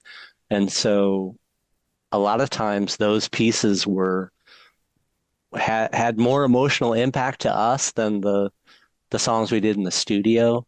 And it's like Brian said, you can't necessarily translate that to how a listener is going to perceive it, because they're not going to get necessarily the same emotional impact of it, because we were there when it was created. So you can't tell how much of that it has to do with your own personal connection to it. But at the same time, it's like you kind of have to put out the stuff that you feel the most strongly about. And so you can't really try to second guess whether somebody else is going to like it or not. You just kind of have to put that out there and hope that somebody else gets that same feeling from it that you do. I was going to say, it's the same with the studio recorded stuff though, too, because you never know if people are going to like that either. You put it out there, and, Yeah. And, I, there was the whole filler thing, that I don't know who came up with that term. We didn't, but somebody did, and it stuck. Kind of went viral before that was before the internet, that term. And it was, there were people that really liked it and people that hated it. And I could see it I could kind of understand that, because I thought I'm on the inside of it here. So I can't really, what I get out of this is not what somebody else is. And if they hate that because, they don't like that kind of thing on an album, I can get where they're coming from. Like when I think of the albums that I grew up listening to, if somebody had, thrown on a bunch of stuff that, that it was kind of fucked up or maybe sounded half baked, I might've been like, why is this on here? Like, what the hell are they doing here? I didn't have that feeling about the stuff that we were doing because we did it, it was us. So, and I always felt like those things, each one, they did something, they captured something, whether it was something goofy and off, or it was something off the cuff, or it was just because this, the sound that the compression on the boombox gave it or whatever. Like there's a myriad of reasons. There wasn't any, and I think like one of the things that kind of bothered me with people that didn't like it was when they would make these kind of general statements that would impute to us intentionality that was not there. Like, oh, they're doing this to, this is like, postmodern, or, they're trying to be postmodern, or, some people thought it was a big fuck you to them, like they were trying to generalize about it. Like we had, all these intent, there's all this intentionality behind it. It didn't exist. Like, oh, we like the sound of that. Let's put it on the record. And it really, to me, it was that simple. That's all there was to it. When you listen to these things, listening to you and Mark are speaking about this really eloquently, I think. And then I look at these things and think about what tickles me is so arguably puerile. I mean, I went shopping and I couldn't find a thing. Couldn't find a type. Yeah. Put on. Just, right. Don't sit down to write that kind of music. So I remember a lot of these things. Yeah. Like Shuddering Big Butter and stuff like that. They came out of these recordings and we listened to them on the song posses, and we actually did democratically come up with which things would go on records and where. There's tons of stuff didn't make it that some of us loved, some of us loved less, or there just wasn't a place for it. But in a lot of cases, these things we would describe them or talk about them amongst ourselves as characters, like Shuddering Big Butter we just picture this character that you just can't write. It just came out of this thing. And in a lot of things like that, I can't possibly play the guitar part that I played on. I can kind of come close. I have the physical ability, but I don't have, that came out of sheer attitude. And you just can't pretend and get that. Yeah, there's something to be said about what goes into the physical room and the time of day and your mood in that particular moment that makes a lot of stuff. Like, I mean, even when I make music, the thing I care about now is not so much getting a clean track as much as, does this feel different than the last thing I did? I hope it feels different. It should sound and seem different. Like if you get like, every note is pristinely recorded, and then you have 4 albums of that. That's 4 boring or 3 boring albums, and everything that came after the first one, it's like the same thing. So there's all, and also for these little tracks, you're talking about like you probably wouldn't be able to recreate them. One of my favorites, it's always the first one I show someone when I want to give them an example of like, oh, this is the weird, crazy, dicking around, thinking flower stuff. I show them Not This World because from Lovelyville, because I don't know how to express why I love the way it sounds so much and why it feels so fun. It's just, you can't explain it. It's just, that's what it is. It's these weird bendy plucking notes for a while. And like, that's what it is. Yeah, that's really evocative too. That sound, I think, that instrumental sound is really, there's something like a little bit like there's something really fertile about it to me, and like something mechanical that's halfway trying to dig itself out of like a moss pit or something. I don't know. I really like that too. But you still get that on the studio tracks, and in such interesting ways, because Mother of All Saints has such a quality to it. Because this album goes back the longest for me personally, so they kind of ring in my head a little bit more. Like all the shit on Hornet's Heart. I mean, like when it starts, like there's so much going there. There's a lot of songs that sound like bees, and it's not just because it's called Hornet's Hearts that I feel this buzzing from it, but I don't know how you couldn't re-record a thing like that. It just something about it. It starts with that Erhu. Oh, that's right. That Brian was playing. That has that has that kind of buzzy sound. We try to reproduce that live just by doing it falsetto, Mark and I. Yeah. But yeah, that Erhu is God, I would not want to have lived above me when I was working on stuff like that Erhu. I think, that Erhu got stolen from my kitchen table, like through my cracked open window. And I think it was probably my upstairs neighbor being like, there's the thing. Now's my chance to get rid of that fucking thing. It was also on stuff fire within minutes. But also stuff like Cistern, the plucking during the big Rolling Tom section, the guitar plucks, like I don't know why it feels that way. There's something really pristine the way those plucks just ended up coming out. There's, I think, guitar and viola plucking together on that. Oh, that's right. Yeah. There's viola plucks. Yeah. Yeah. I love that stuff, but I'm not sure if that's what you're hearing, but it must be, because it just has a personality to it. Every record has its own kind of personality, just the way it sounds, not just the performances. But yeah, it's been an album that's kind of stuck with me, even though there's a big chunk in the middle for sure that it's going to depend on my mood if I can sit through it. It has, I don't know, it has a certain charm. So you record this album, what happens?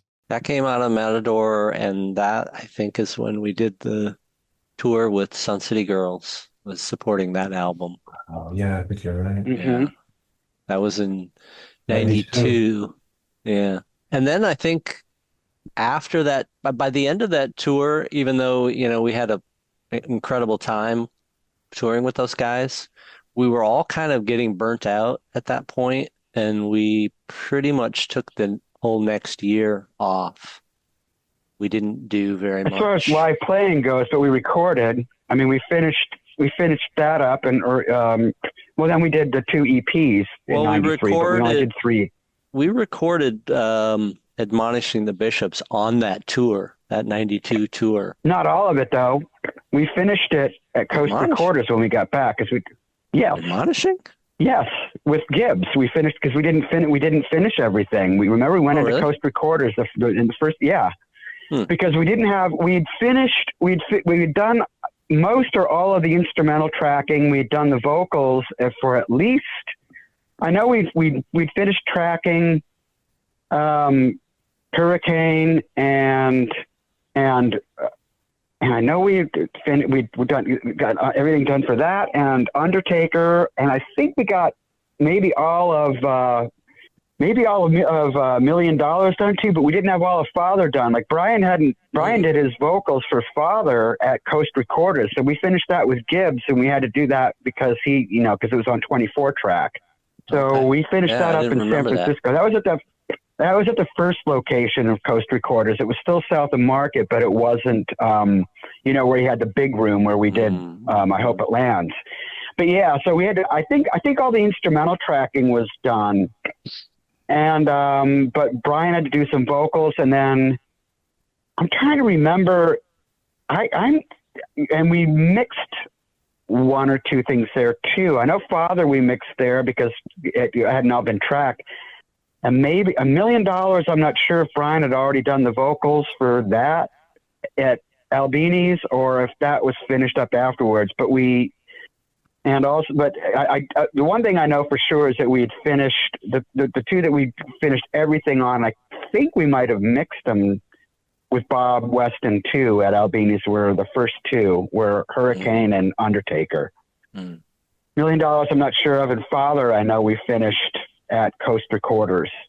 But yeah, we kind of took a break, and I think there was a while there where everybody was secretly thinking they were ready to quit the band. And so we just took a long break, and I think by the end of 93 we kind of started getting back into doing stuff again. Sometime that year we recorded the Funeral Pudding too, because we had to have that out before we went over to Europe, and we did that. I think it was the very end in February. That sounds about right. So when were all those songs from Admonishing the Bishops and Funeral Pudding, they were all written around the same time? I think more or less, probably. Roughly. Yeah, I think Hurricane had probably been around the longest, because that was around for, I think, a year or two before we finalized the structure of it. And because I think there are some live shows like at the Heinz Club from going back to like the year before, like 1991, where we were doing that, or some proto version of it maybe. So that one might have been a little older, but I think all the other ones after that, came right around the same time. All the songs that were on those two EPs are written about the same time. Those two EPs get put up, and so you take the break, you regroup, you realize you don't want to quit the band. Now we're going into 94 and Strangest from the Universe.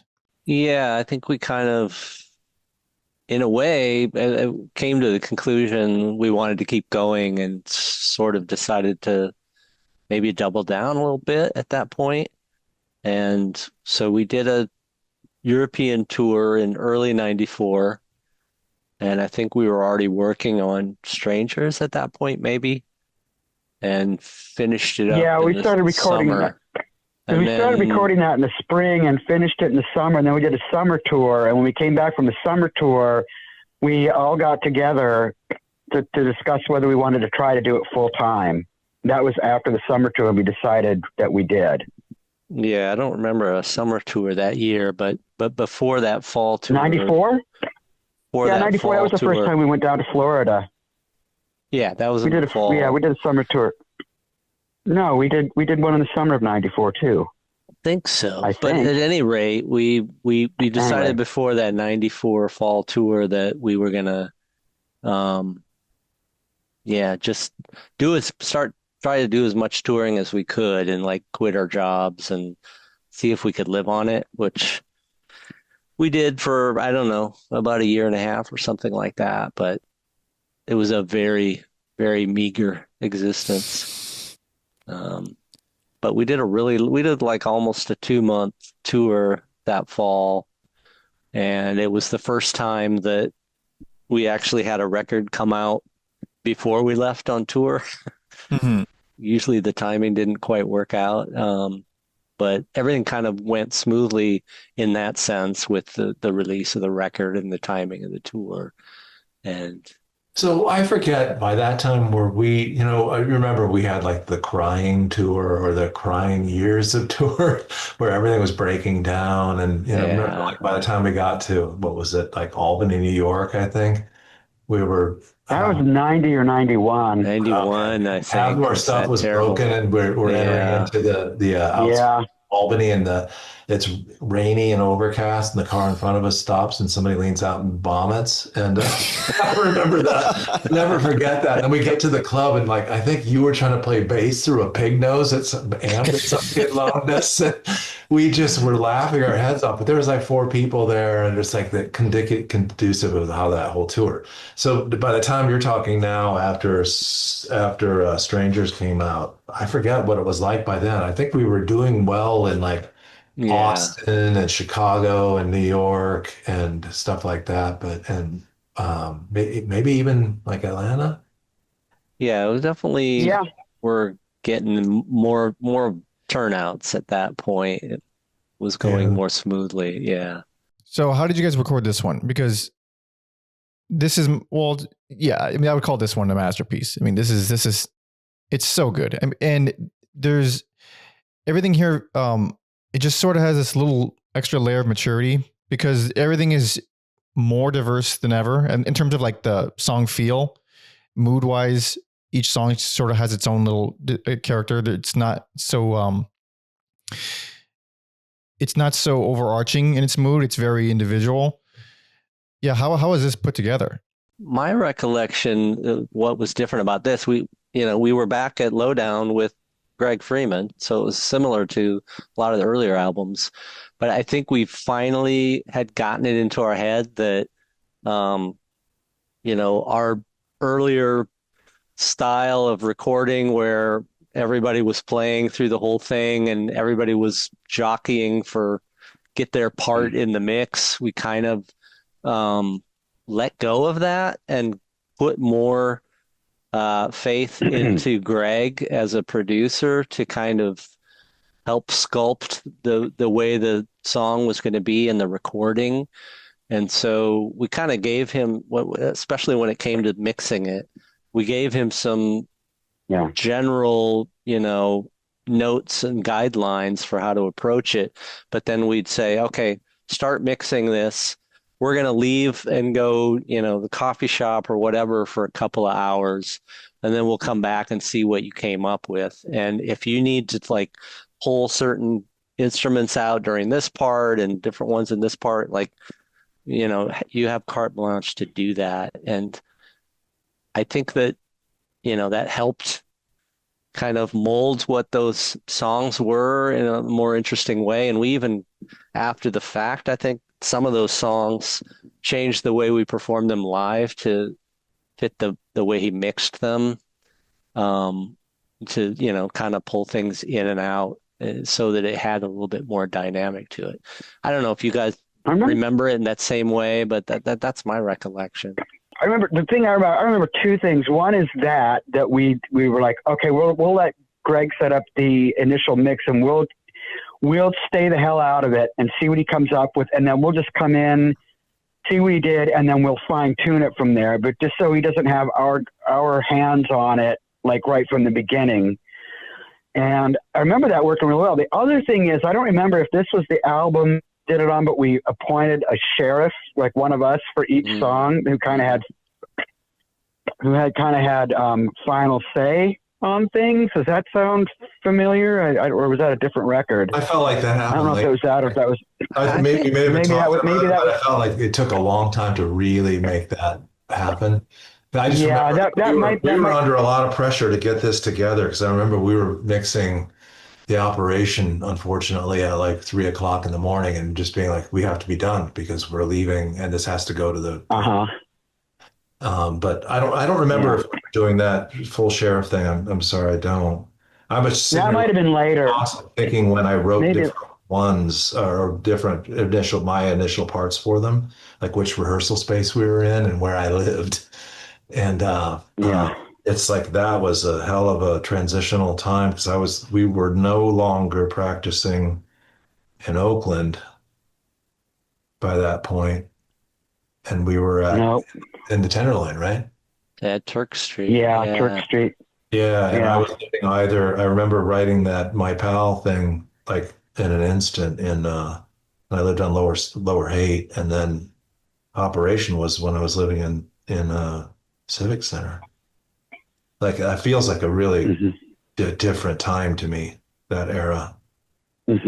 I remember taking things a lot more like guitar a lot more seriously by this point, like things like February, stuff like that. I don't know when we started doing some of our instrumentals that were really hard to play, how it times up with this, like, what was the couple of those soundtrack ones from Ennio Morricone, like Fistful of Dollars. Yeah. Well, yeah, that was later than this, but I was thinking more about prior to Fistful of Dollars, we were doing we did a straight cover of what was the one from Elamondo? Oh, yeah, Velvet Muscles. Velvet Muscles, and we did that Pres Prado song, and we did that classical Holiday for Strings. Holiday for Strings. All this shit that was like, Jesus Christ, this is like on the edge of, very, very edge of my ability before a finger flies off. But it felt like it was that time. Maybe it was maybe this was the beginning of that. Yeah. So twice now you've mentioned the mixing process of the operation. Please tell me more. It was just it was ending up. The operation was it was a big difficult song because there's two basses on it, and we had this space problem. My guitar was drastically untuned, and it had this falsetto stuff. It had a lot of shit piled on top of it. I forget if your guitar was untuned, Hugh. He was playing the e-guitar, so that He was also playing the had e-guitar. a lot of That's right. detune stuff. And the two basses, and it was just there was just a lot of mud, and it felt like it was.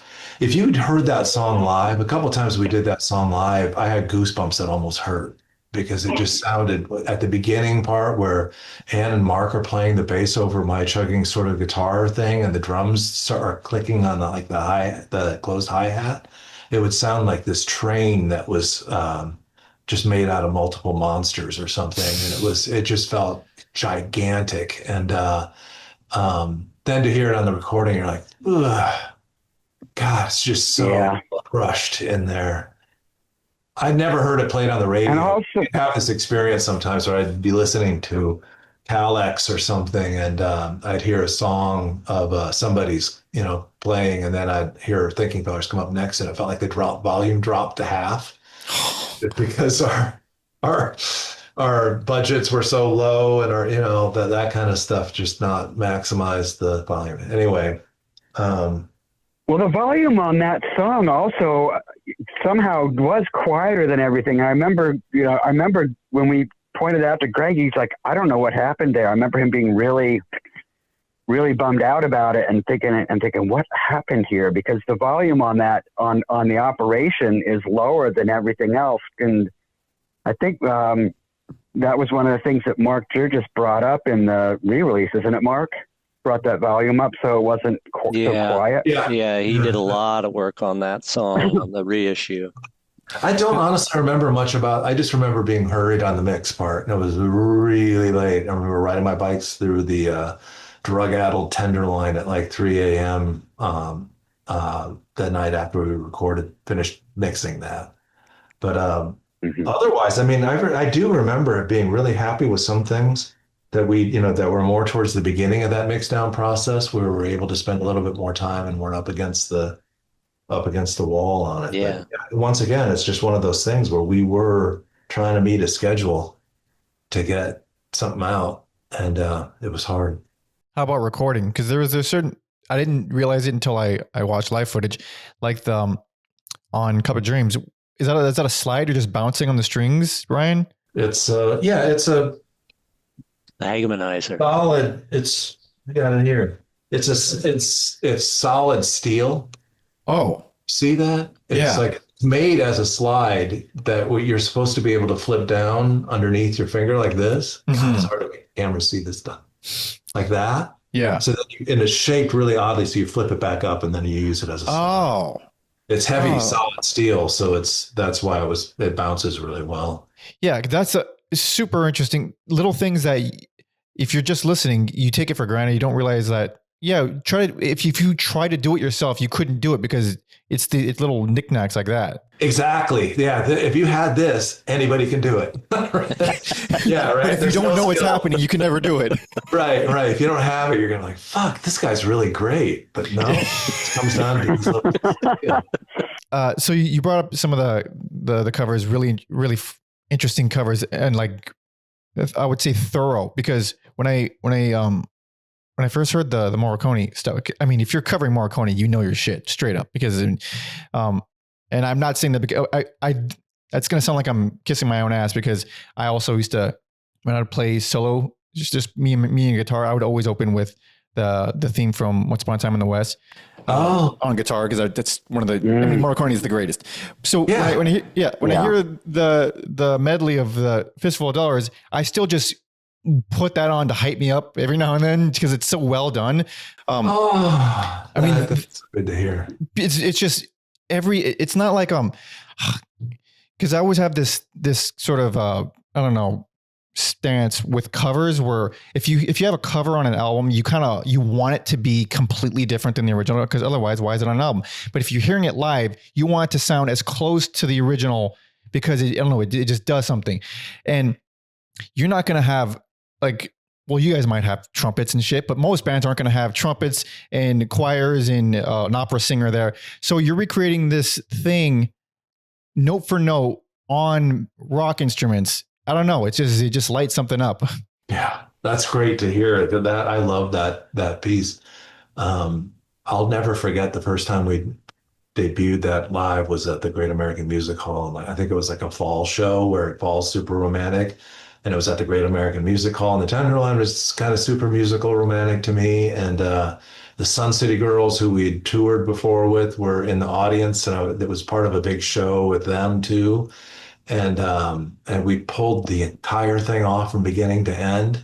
And it had been a journey. I mean, that started with, I had actually a pre-recorded reel-to-reel of that soundtrack, and I cut the tape up and repieced it together until I felt like something would work with that. And then people were, figuring out how to play all this shit on instruments that weren't used in the original. And so it took a lot to get it all to come together.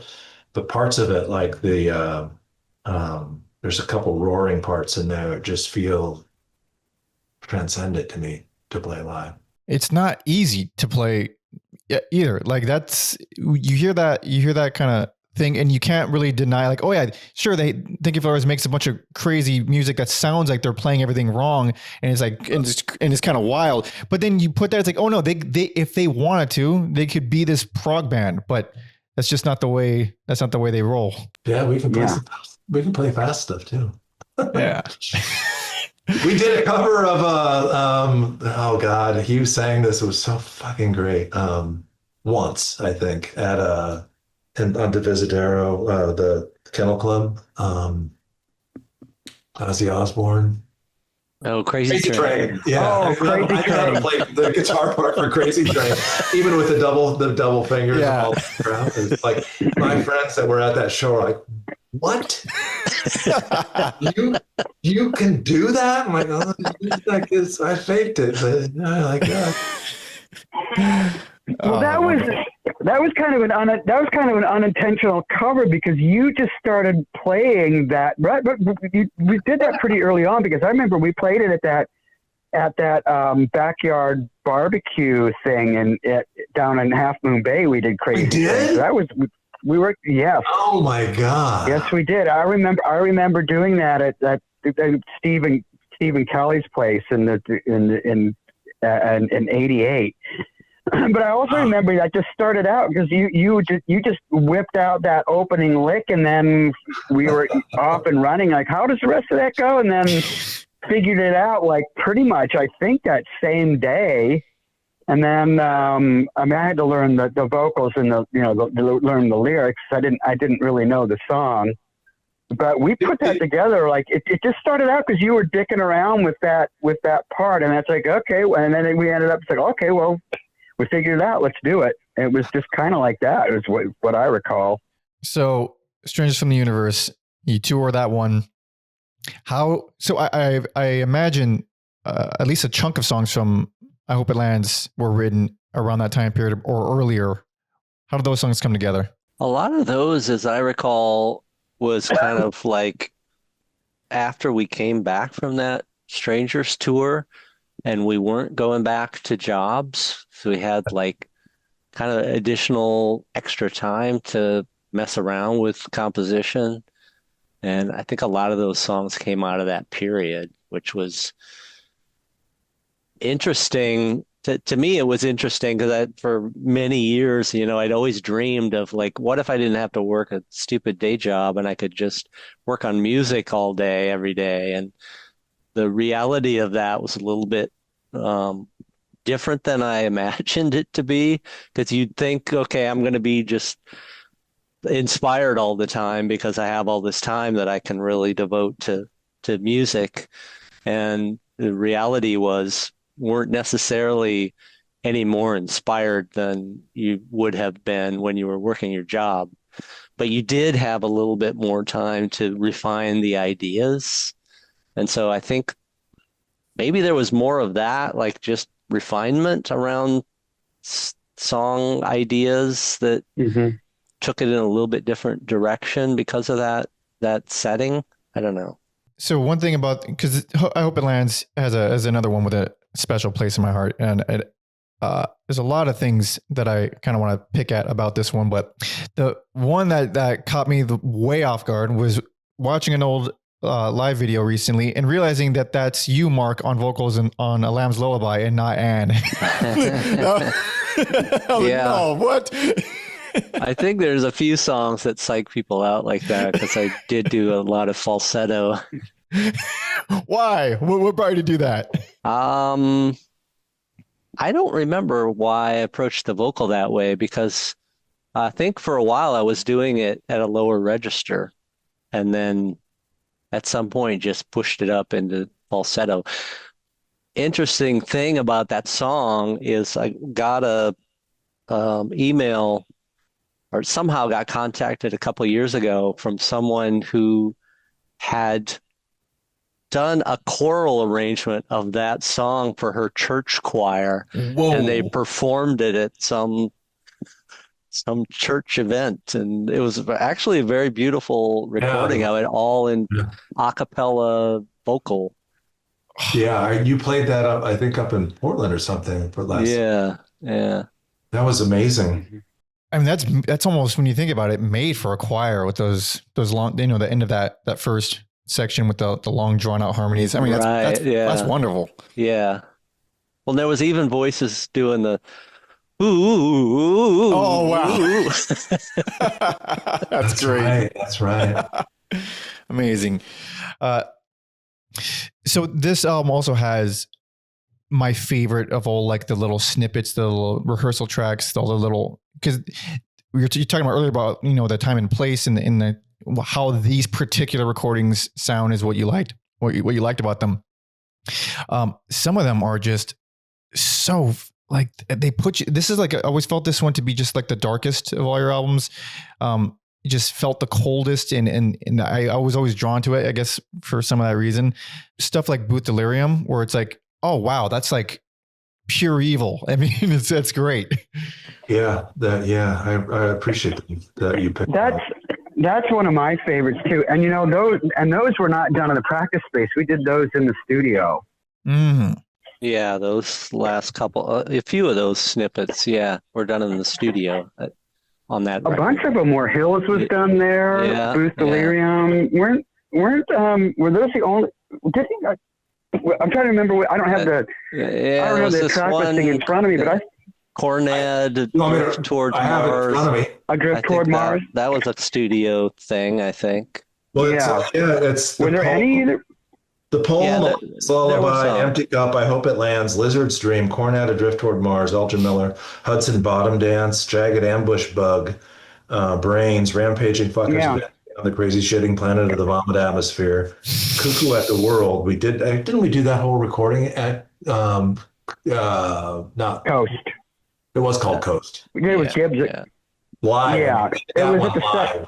Didn't we do that more or less live? What's that? Maybe. Cuckoo at the World, I feel like we did that whole song kind of live instead of multi-track. We might have because we might have because we were trying to do because we had that big room to work in for the first time, and we wouldn't have the sound saturation. We decided to do as much live as we could, but we ended up for some reason not working that well because of time constraints, budget constraints, because we only had a certain amount of time that we were. Yeah, you have in order to get a full band recorded live, you have to try mic replay mic. Yeah, much chance of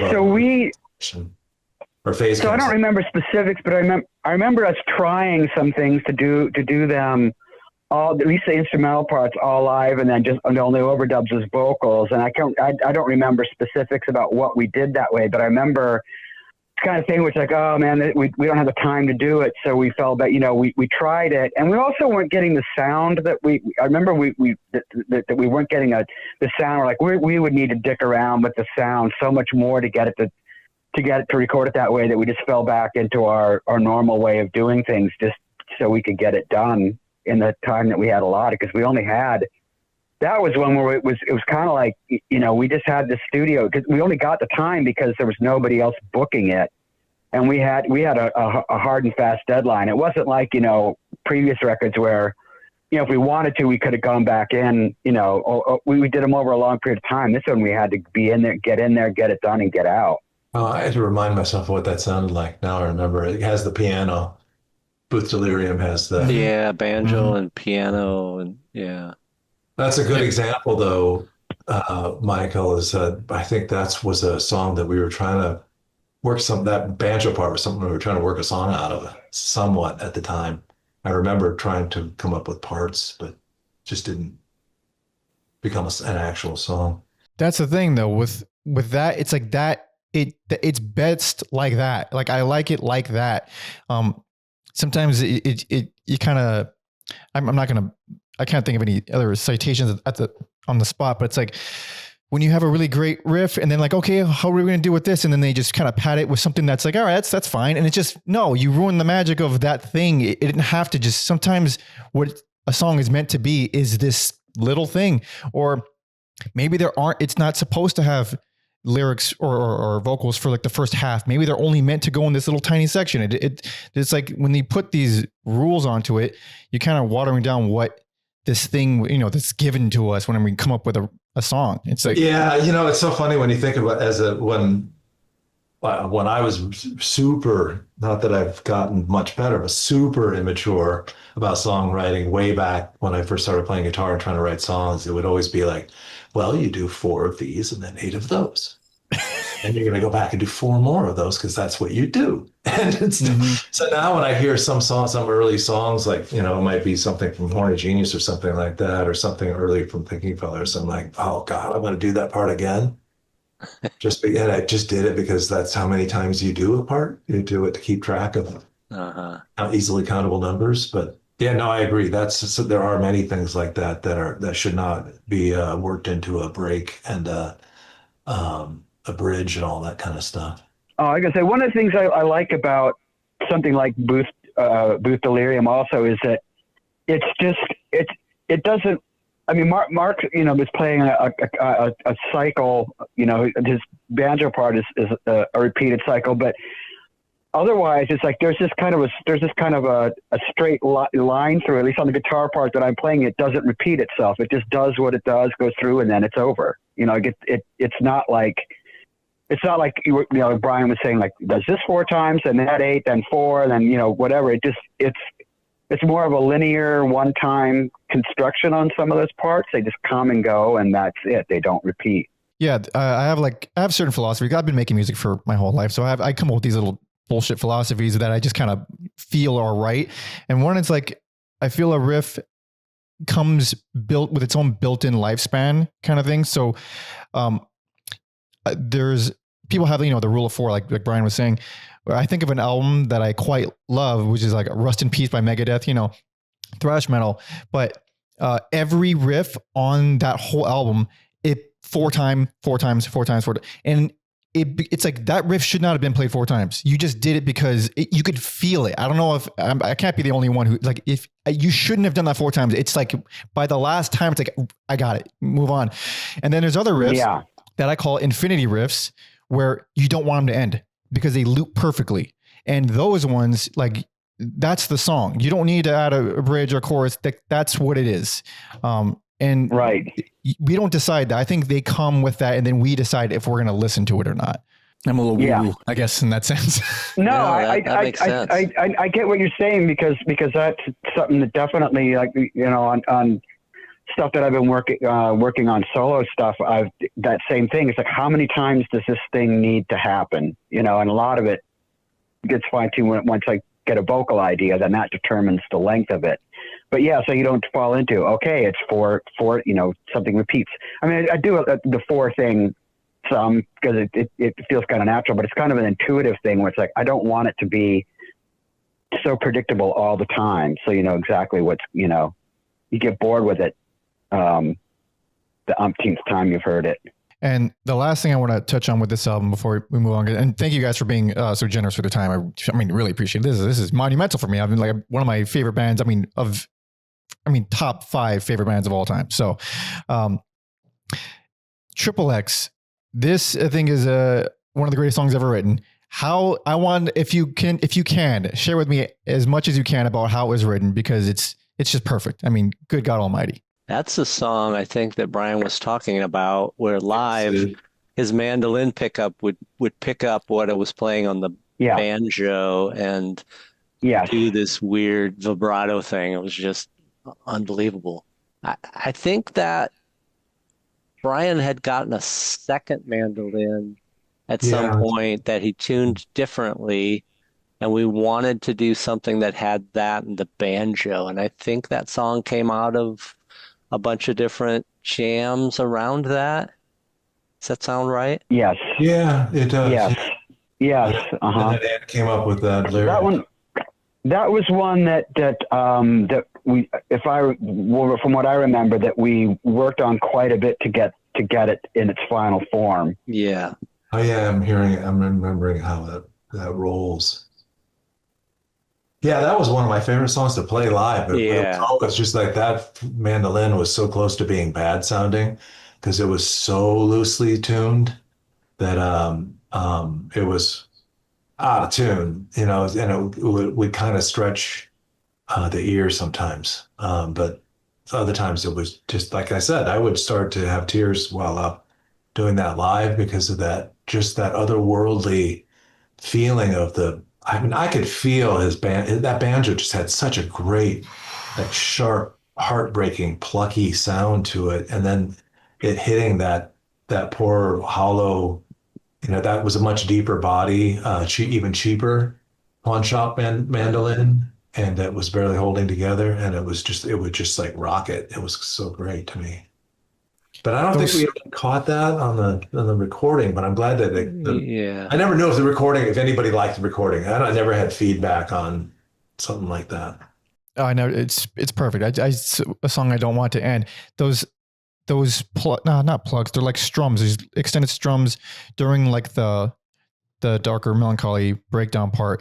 What is that? Is that banjo? Is that mandolin? What is that? You mean the like really heavy strumming? Yeah. That's banjo. That's the banjo.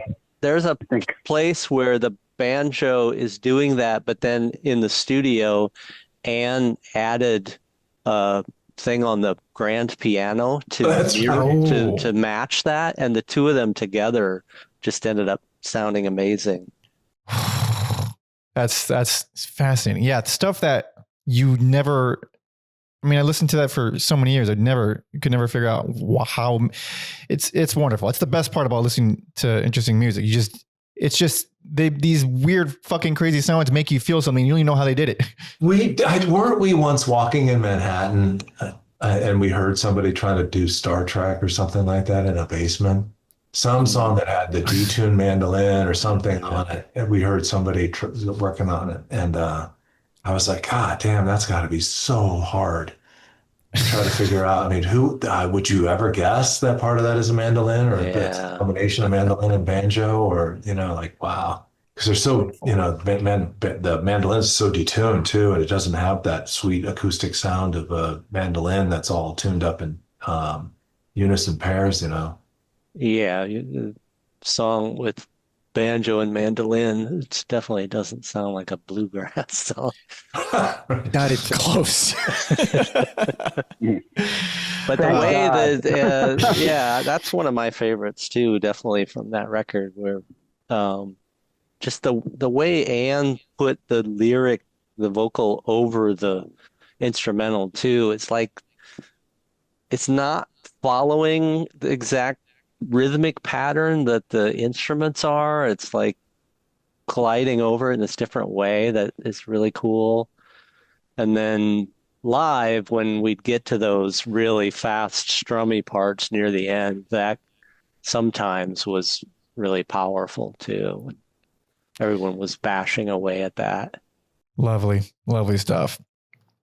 So now you've recorded I Hope It Lands, you put it out.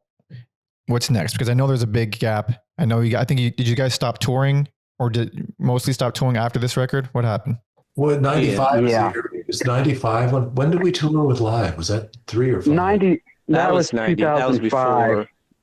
before I Hope It Lands came out. That was before we recorded I Hope It Lands. That was in the spring of 95, because we were supposed to go to Europe, and then the booking agent fucked up and subcontracted out somebody to book the German part of the tour, and it ended up being a budget buster, so we had to pull out. And then Live's manager called, gave them a bunch of records, and they liked the cover of Strangest from the Universe. So they listened to it, and so they decided to ask us to open for them on that tour. And it came along just at the right time, because the European tour had fallen through and we needed to go out to make money. And then this just kind of fell in our laps, and we're like, okay, we got to go out. And we did, because if we'd had Peter book us a tour, it would have been months out, because every place would have been booked. So that's how the Live tour came about. It was just really a fluke, and came along at a time when normally we would have been, otherwise we would have been in Europe. And that was a bummer, because we didn't play in Germany the first time we went. And not only that, but we were going to have a couple of shows with Shellac, one in London and one in Berlin. And I think, I know at least those two. I don't know if there might have been others too. And then we had to pull out because we were going to lose money on it. It's like, we can't do that. We're trying to make a living at this now. So anyway, that fell through. And then right on the heels of that falling through is when Peter Davies, our booking agent, called and said, hey, this band Live wants you to open for them. And we're like, oh, great, because we need to go out. And so that's how that happened. And so then we did that tour, and then we did another one of our own the following. Did we do 3 that year in the summer and the fall? Yeah. Yeah, we did Live, and then we did summer tour, and then a fall tour. And then we did, and during that time, we were working on the stuff and somewhere in there. We were working on I Hope It Lands during that time. And then when it came out in 96, we did another tour to support that record. And then at the end of that tour, we decided to hang up the touring thing. And so, so then we didn't really have any, these deadlines that we always had to go out on a tour. We had to finish a record in time. We didn't have that anymore. So that's why we took 5 years to do the next record. What went into the decision for stopping touring? Was it just the hardship of it? Pain in the ass? Money and burnout on my part anyway. I was pretty burned out on, and then I just also for me, like the constant money worry was just really difficult. It got to the point where it's like, I need to make some money, and and not having health insurance, things like that. I'm like, okay, I've been lucky so far. I haven't had any serious illnesses or injuries, but if I did, I'd be so screwed financially. Stuff like that was really weighing on me. And, when we got back from that tour, we did two things. Number one, that I'm really glad, is right on the heels of that tour, we went into the studio to record a lot, at least the backing tracks on a lot of stuff. Like, we just came off tour. We've got this stuff dialed in, so we'll start recording. So we recorded, I think, most of the backing tracks for Bob Dinners at that tour. But we also then we're like, well, where are we? Like, do we want to keep going? And Brian and Mark did. Ann and I were on the fence. I remember talking to Ann, because I was like, I would do another tour. It's like, I don't want to hang it up, but at the same time, I just wanted to have like a more normal life and a normal job, and just have some money too, because I was really barely squeaking by on what we could pay ourselves. We were only able to pay ourselves like $750 a month, which is really hard to get by on. Like, for me, it was like at the end of the last few days of the month, a lot of times I was really scraping by just to have enough money to get something to eat, and I was like, this sucks. And it was like that month after month after month. And so I remember talking to Ann and saying, I said, if the four of you really want to do another tour, I'll agree to it. But if anybody doesn't want to, then that's where my vote will go. I'll only do it if the other four. And Ann felt the same way. She was like, she wasn't really keen on doing another tour, but she would have agreed to it. And then Jay just said he didn't want to tour again. So that kind of decided Ann and I. It's like, okay, well then let's hang it up. And so you start recording in the meantime with hopefully a little bit more comfort. Yeah. I mean, we started recording. I don't know how long it was after that tour. I think it was right on the heels of that tour, because I remember that being a conscious decision. It's like, we've got these songs nailed down, for playing. So we should go into the studio and record them, kind of strike while the iron's hot. And so we did. We just got a start on it, but then we didn't. We finished it in bits and pieces over the next 4 or 5 years. Like, we'd go long periods where we had a practice studio, but we'd go for months at a time without meeting there, and then every once in a while we would do a little recording. And then sometime in 2001, we decided to finish it. And Greg, I don't think Greg had his studio anymore. No, he had to move out because they were building the ballpark. So we found a place, Tiny Telephone. In fact, we did the whole thing at Tiny Telephone. I don't think we did all of it there. I can't remember. I know we mixed it at this other place that Greg contracted out somewhere to mix it. The Department of Ways and Means or something like Ways that. and Means. Yeah. That was and Brian did some vocals there. They had an ISO booth there. I think Brian finished up some vocals there. But I thought we did all of that record at Tiny Telephone. We did I don't think Greg, by the time we got, because Greg had to move out of his studio, it would have been around 96 or so, I think, because they were going to tear down his building and start building the ballpark. Anyway, if we started it with Greg, we finished it at Tiny Telephone, and then we did we'd had a lot of it recorded, and then there was a long fallow period there, and then we finally decided, well, let's finish this thing. So we did a final push to finish it and mix it, and we did that in 2001. Where were you guys at in your own lives? I mean, you don't have to get too personal, but over the course of 5 years, it's a whole different lifestyle now. You're not under the the ticking clock. I imagine you have a little bit more food. What's it like making these songs? Yeah, it was different. I mean, I got married during that time and had our first kid in 2001. So that was right after Bob Dinners came out. So that was a different. And Ann and Rick got married during that period, and Brian and Whitney got married during that time. So a lot of big changes. And what about? Well, I guess it's a little bit more general, but how do you feel about it now? Because it is, you could hear how it feels so much more polished. I mean, some of the other ones feel pretty polished too, but it's polished while also being some of the craziest shit out of everything. So this one to me was the closest to living out the true song sheriff thing, and it was in a better space, and we were a lot more dedicated to letting Greg really take over on some things. So he was really ditching some things and pulling up other things, and I found that exciting. Plus, I mean, I loved some of the things that in the stars I can sizzle like a battery, like that to me felt like where I was headed. Like my guitar part for that is almost entirely like a big a regular big round metal slide jammed underneath the strings at the bridge, and then everything was like plucked around, completely bending those. It was almost like a sitar. And the song structure and just the sound of it felt right to me. Like this is exactly where I want to be. And it had this whole like presentation sort of thing. Like it just felt really natural. I love a bunch of songs on this. On this record, and I love what Greg did with some of the recording, some of the mix stuff. That 5-year period, I mean, musically, I felt pretty depressed. I could have felt like I could have gone on tour. I did not want to go back to work.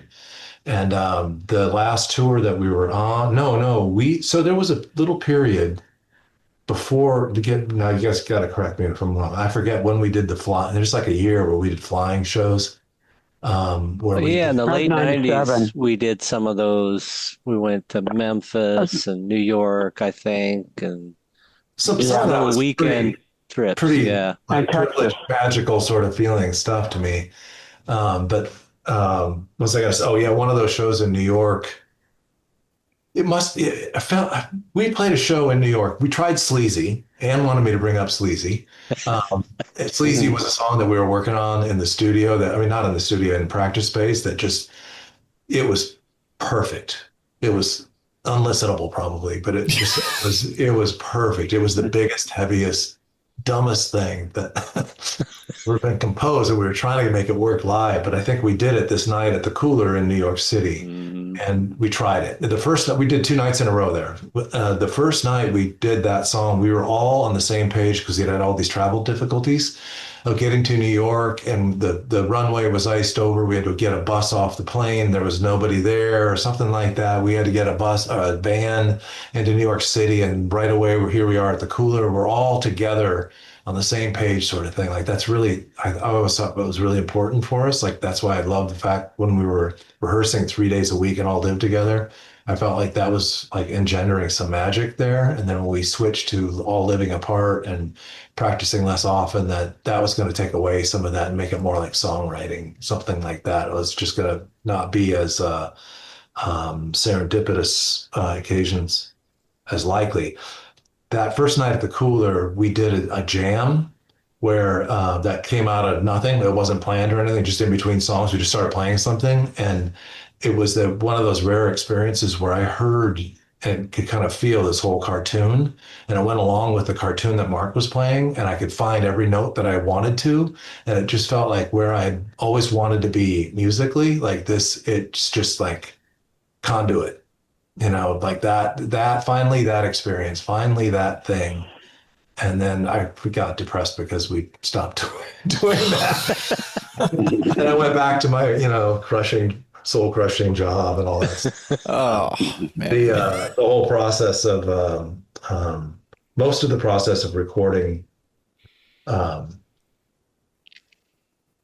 Dinners was positive to me.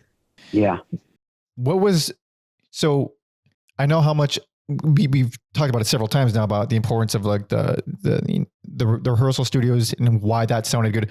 Then what caused you to want to make a full real version, I guess, of El Cerrito, to make that its own written thing? I think because we started playing that live and added vocals to it, and it just kind of evolved into something else from that original recording. That song actually had probably the longest evolution of anything, because that's called El Cerrito because we started playing around with it when we lived in El Cerrito, which was the first apartment that Ann and Brian and I had when we first moved to California. So that riff had been around since the absolute very beginning. And then a jam of it was on, I guess it was on Mother of All Saints, maybe. Mm-hmm.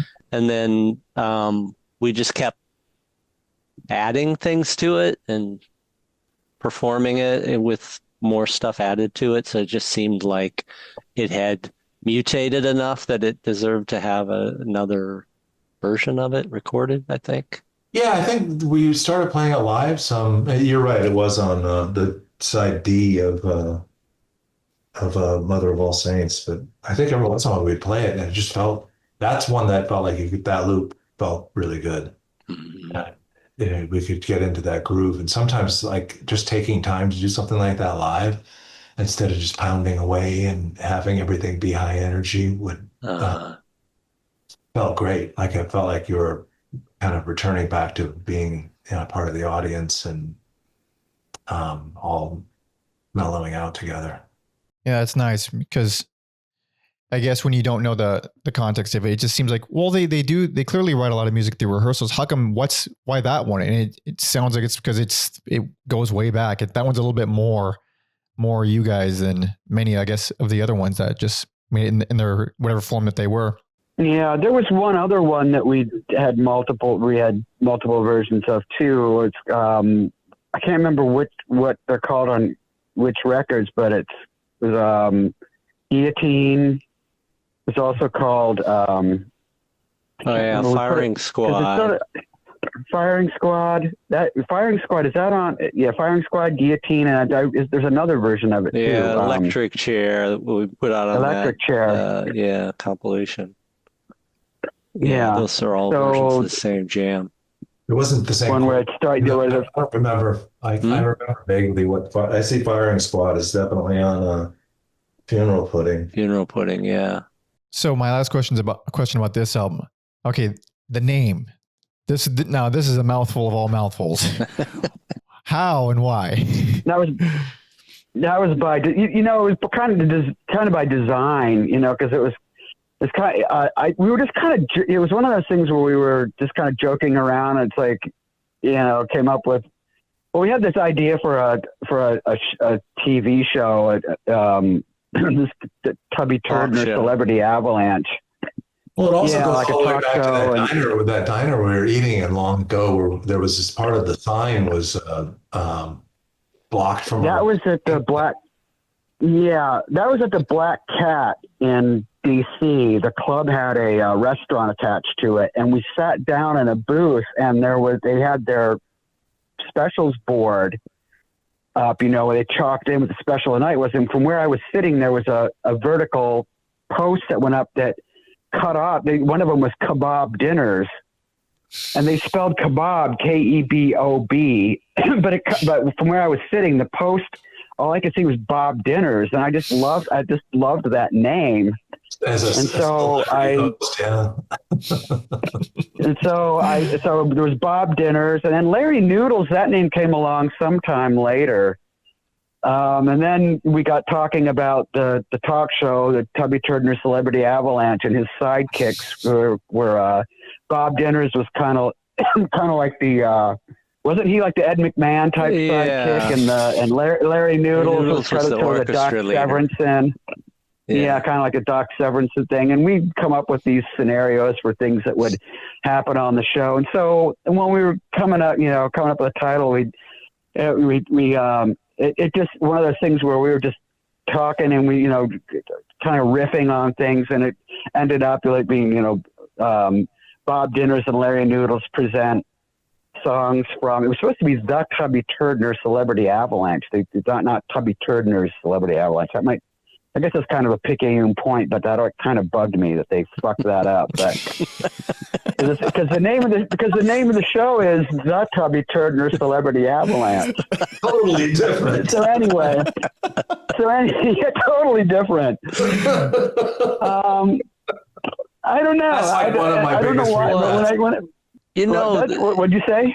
I said that's one of my biggest regrets is that fuck up on this. Yeah, definitely. Yeah, yeah. Only we could go back. Yeah, Mike. If you're gonna ask us what regrets we had, that's my only regret. That didn't come out right. But anyway, we decided, why not? It's our final record. What the fuck? Why not? That's kind of the way I remember it when we. That's the way I remember. We finally got that all strung. It's so got it all strung together.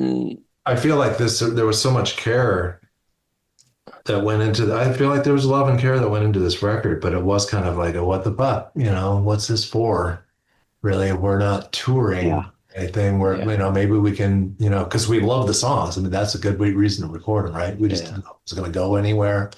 It's one of those things where, after this record was recorded, I felt like a lot of these things were really good, and I never heard boo. It felt like it just went out into the void. Yeah, went into a pond somewhere. Yeah. And nobody ever heard it, and nobody ever mentioned it. And but I never searched for any like reviews of it or anything. It's just that since we weren't touring, and you didn't get that feedback. I never heard. Yeah, I just remember also that the songs on this. I was headed there on the previous record. I was headed to the point where I was coming up with stuff I could not actually do. Like Elgin Miller was tough as hell to play and sing live. And I felt like I was starting to stretch myself beyond things I could do. Snow Cone on this record on Bob Dinner's has a solo that one of my favorite solos of all time, easily. It's so fucking hard, and I worked out so long, and I'm still behind on different parts of it, and it bugs me. But like that was the point where I was like, God damn, I guess if I wanted to do this, I'd really have to work hard. I thought I was working hard, but when I didn't, the period of not having a job, that's when I was working on things like trying to learn to come up with a solo like that I could actually play, and just playing loops and loops and loops and loops, trying to get up to speed and to write it so that it felt like a solo, that kind of thing. Super satisfying, but that's at the very edge of my ability. So you guys, I didn't realize that you knew this was the last one going into it and recording it. Did we? I don't know. Yeah, I mean, I guess. Things had petered out so much by then. I think we just kind of knew. And I mean, Jay had already moved away by the time this album was completed. Right. So it was, I mean, he came back later that year for a couple of shows, but, it was already kind of in that realm where to make a show or a tour happen, you'd have to really kind of go to extra lengths. So it did seem like that was going to be it. Well, I'm, for one, extremely grateful that it exists, because I do remember when I first heard this, and it was like it shot up to like my favorite album of yours when I first heard it. Nowadays I kind of jump back and forth, but yeah, because this is, and despite the fact that it does, I think it has some of the craziest stuff. I think it's one of the most accessible ones. It sounds amazing, and like, I mean, you're talking about the Snow Cone solo. I mean, literally, I come from metal, and that is one of my favorite solos of all time. Like, it's beautiful. It's just beautiful stuff. And then there's the range and the pacing on this one, when you get like Everything's Impossible, which it just has its place. It's really chilling, but it doesn't rise up. It doesn't go too low. It just, the pacing is what I appreciate the most, because again, each song does what it's supposed to do, and it's not trying to do everything. Even stuff like Boob Feeler, where it's like, yeah, it occupies this little space, and yeah, it's fun. I think that would, was it you and I, Mark, that went down to John Golden's studio to do the mastering? Or is it? Oh, it might have been Greg and I. Yeah, I went with Greg, and John Golden has mastered all this amazing stuff, and he heard Boob Feeler, and he's like, right on. It's like this I can get into. Like all the rest of the stuff is jumping around a lot, but Boob Feeler, yeah. So you guys put this album out, and you continue on with your lives, it seems. No bad blood, which is wonderful. So what did everyone do?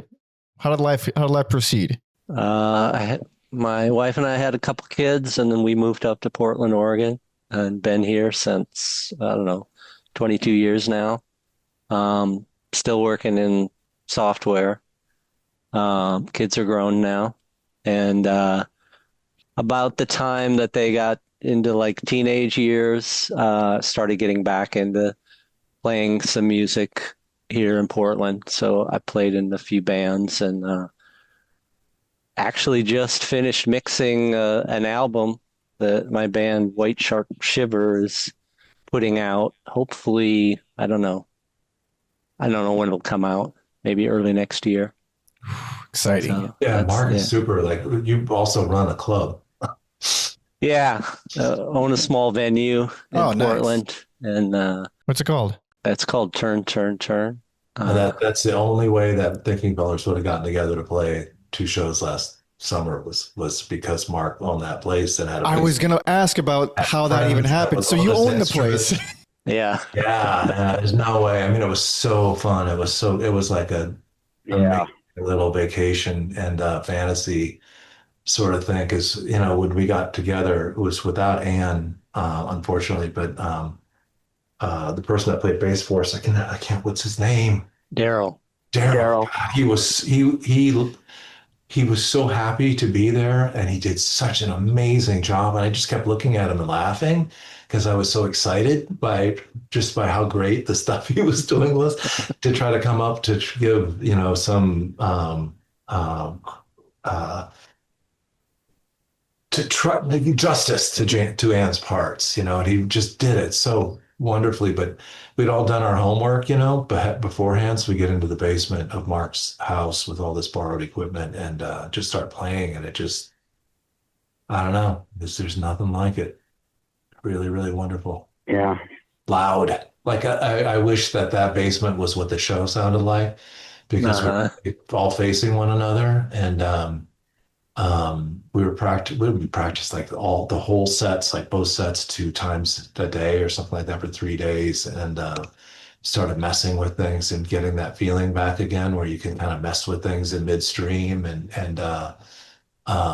yeah, super wonderful. You can't do that if you're like having to go to LA and rent, a rehearsal studio for a day and try to get it all together and then go to a venue or something. I noticed the bass, the flying V, or that was still there. Yeah, still in my basement. It was just standing guard for a couple of decades until I pulled it back out for this show, and it was just the same as ever. Yeah, I couldn't. I mean, I just ear to ear smile watching that the video on YouTube, because I mean, you don't think. Again, as a guy who's listened to the albums a million times and never watched anything live, when you hear it live for the first time, it's like, holy shit, they're really doing it. Yeah, that was one of the things that was so satisfying about it, is that we could pull that stuff off.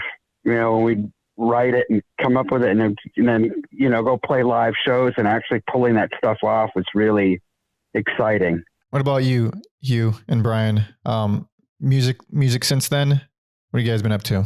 I wrote a bunch of, I was doing a lot of writing in the 2000s, and I started recording a record back in 2008 to 2009, and doing it digitally with a guy that I met through Ann and Rick, and I got started on it, and then it's been a work in progress. I haven't done anything significant on it in like 15 years. But I also I was writing a bunch of stuff like between 2005 and 2009 and 2010, and I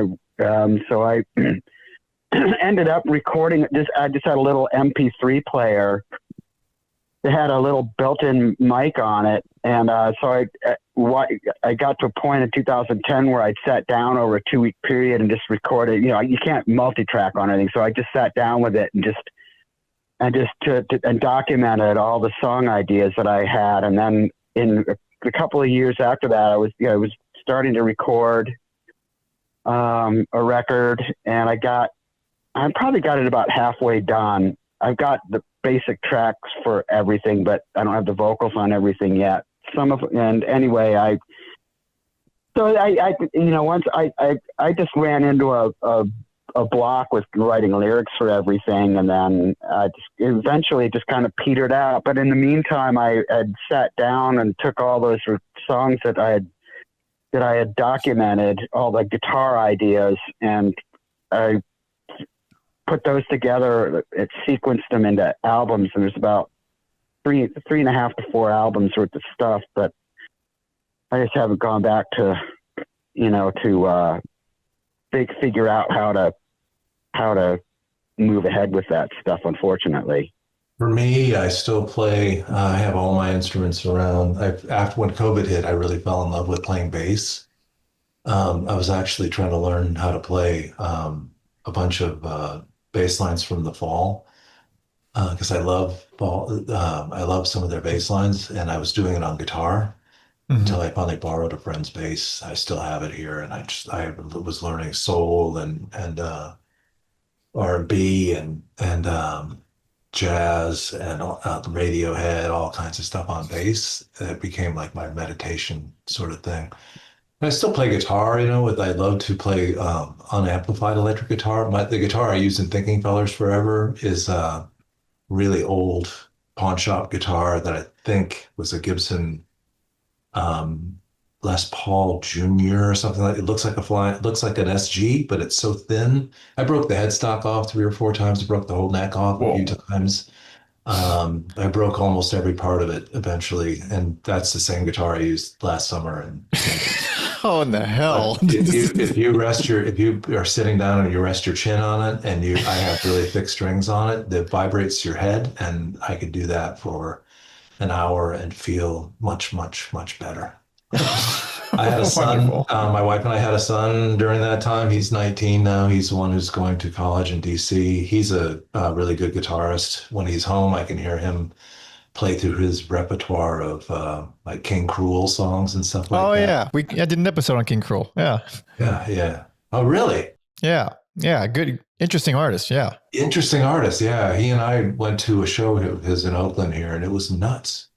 I mean, nuts how people love him. I get it, but I was really shocked by how practically mosh pity things got. That's unexpected. Yeah, exactly. But yeah, that's kind of it. Not, I still do keep track of recording little bits of my walking songs and stuff like that, thinking one day that Mark and Hugh and I will share them and do something. I never quite get, there's no reason to give up on that. So I still do record them. Yeah. I have a million little videos on my phone of me recording little guitar parts for that sort of end. But it's kind of great for me, because I, in some cases, got all fucked up in the head about writing songs where I had to picture them on stage.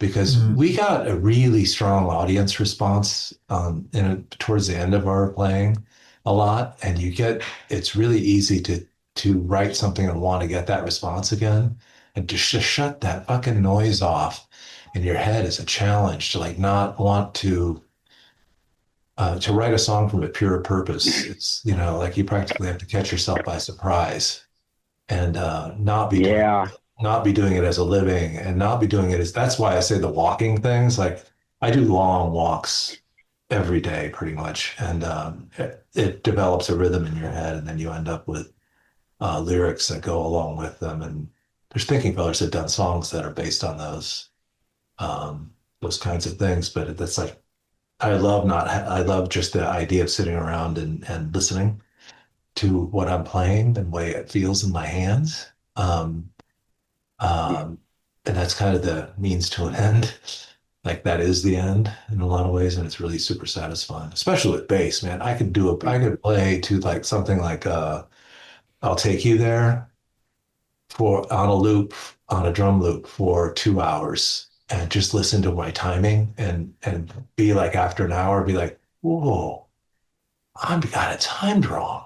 And I can just start, fingering that thing again. It's super meditative to me. But nothing live.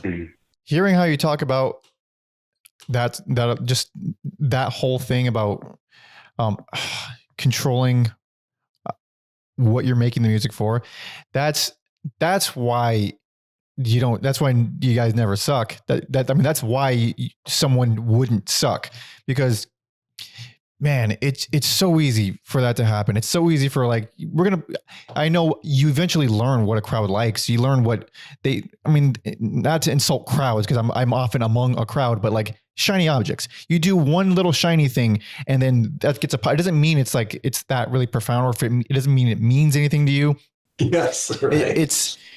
It's really the stuff that it's supposed to come from. Yeah. You said it already, pure. It's got to be from a pure source.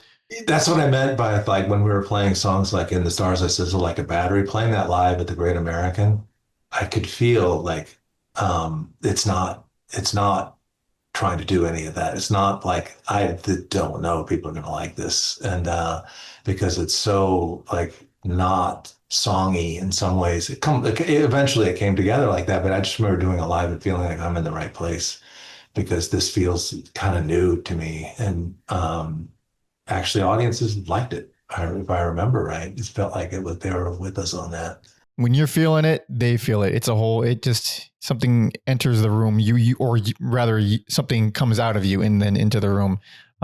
It's the best part of live music. It's easily the best part. You're sharing a whole invisible thing with a whole bunch of people. It's insane to me how much stuff my son introduced me to that we'd go to see and that I'd never heard of. Like, actually, one of the bands he got me 5 years ago, he got me started playing bass on was Metronomy from England. No, I don't know them. They were it was a bass line from a song of theirs, and eventually they were playing their like a reunion tour here at the Fox Theater in Oakland. We went, and it's just the band I've never heard of. Audience overjoyed.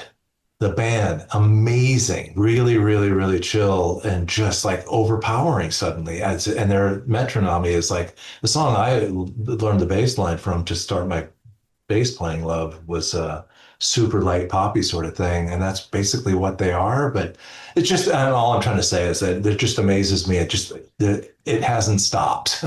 Yeah. You know, there's this new stuff coming out all the time. By the way, Mark and Hugh, last week I was in front of my house and saw a neighbor woman that I, exchange hellos with all the time and stuff. And her boyfriend came out and we started talking, and he was in Crimshrine. Oh, really? And I was like, do you remember being with us in Eastern Washington? And we just went down this whole thing about touring back then and how those guys were all 16 years old. This band Crimshrine was somebody that we played with at Gilman Street. And back then they had like their guitars were strapped to the roof of their car without a case. I remember they were touring in a Pinto. Oh. So this guy lives across the street. Like that's a small anyway. Oh, that's crazy. I had forgotten about that. The Pinto with the guitar strap. Man, that's something that I remember now that you mention it. But I was like, you remember you guys thought we were really old. Yeah. Yeah, that was like late 80s. I remember. Yeah, that's right. Yeah, people say you guys are kind of old for a band. I'm 24. What? Are you kidding? Or 26 or something like that. Well, you guys have been extremely generous with your time. And it's really learning all this stuff about, I mean, man, it's so much stuff here. It's amazing. It's amazing. You guys have done something really special. I mean, there's no band like Thinking Fellers. There'll never be another band like Thinking Fellers. And hearing you guys talk about the making of the music, it's not even a little bit surprising that, of course, the real deal. Yeah. You're not a hobbyist. You just were made this way. And that's why we have this. So thank you for the albums. God damn. Well, you're welcome. I really like the idea of having this. It gave Mark and Hugh and I a chance, especially Paul. I haven't talked to Paul for a while to talk about this amongst ourselves. So it's always fun to get together. Yeah. I really enjoyed it. Thank you, Mike. I let you ask good questions. You do a good job, I think. Thank you. Thank you very much. And please, if you feel the need, put something out. I am, for one, would be very excited. I mean, obviously no pressure if you're enjoying the way you're doing it, by all means, but Yeah, you clearly still got it. You got it in you. And I don't think that's ever, I think it was Dean Ween who says it's a life sentence. So that's just the way it is. You keep making music. Thank you so much. All right. Yeah, thank you, thanks. fellas. Thank Or you. fellers.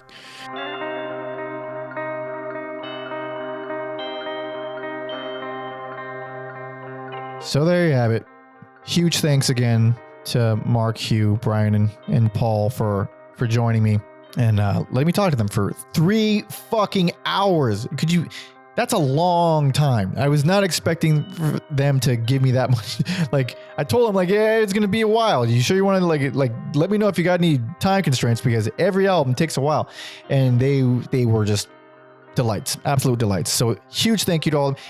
The biggest thank you to Hugh because he was the one who initially reached out to me after our full episode on Thank You Fellers when with my former co-host Alex last year when we covered all their albums one by one. And yeah, he contacted me and saying he'd be interested in doing an interview and that he'd contacted other members of the band, and he was very kind and said he enjoyed the episode. So I'm blown away. I'm blown away and I'm very, very grateful, extremely grateful and surprised that sometimes this little stupid show that I do actually hits the right ears and leads to some good in the world or something like that. So go and support the band, even though they're not a band anymore, but who gives a shit? Go listen to the albums. They're great. They hold up extremely well, and they are unlike any band you've ever heard. So please do that. As for me, you know this stuff. You can follow me on all social media at PanderMonkey. You can follow my music and all that bullshit too. There's a link to my EP in the description. It's very cool. You should listen to that. Also, yes, listen to my music. Yes. Baby. Go to the Patreon, all right? Patreon.com/everyalbumever. You get to see the schedule in advance. You get to join the Discord, be a part of the community. If you're tier 1, you can suggest any albums for bonus episodes. If you're tier 2, you can suggest any albums for main episodes like this one. And every month, you can vote on a poll to decide what is the next full discography that I'll be covering on the channel. A lot of fun stuff. So go there for that. Thank you. But until the next one, see ya.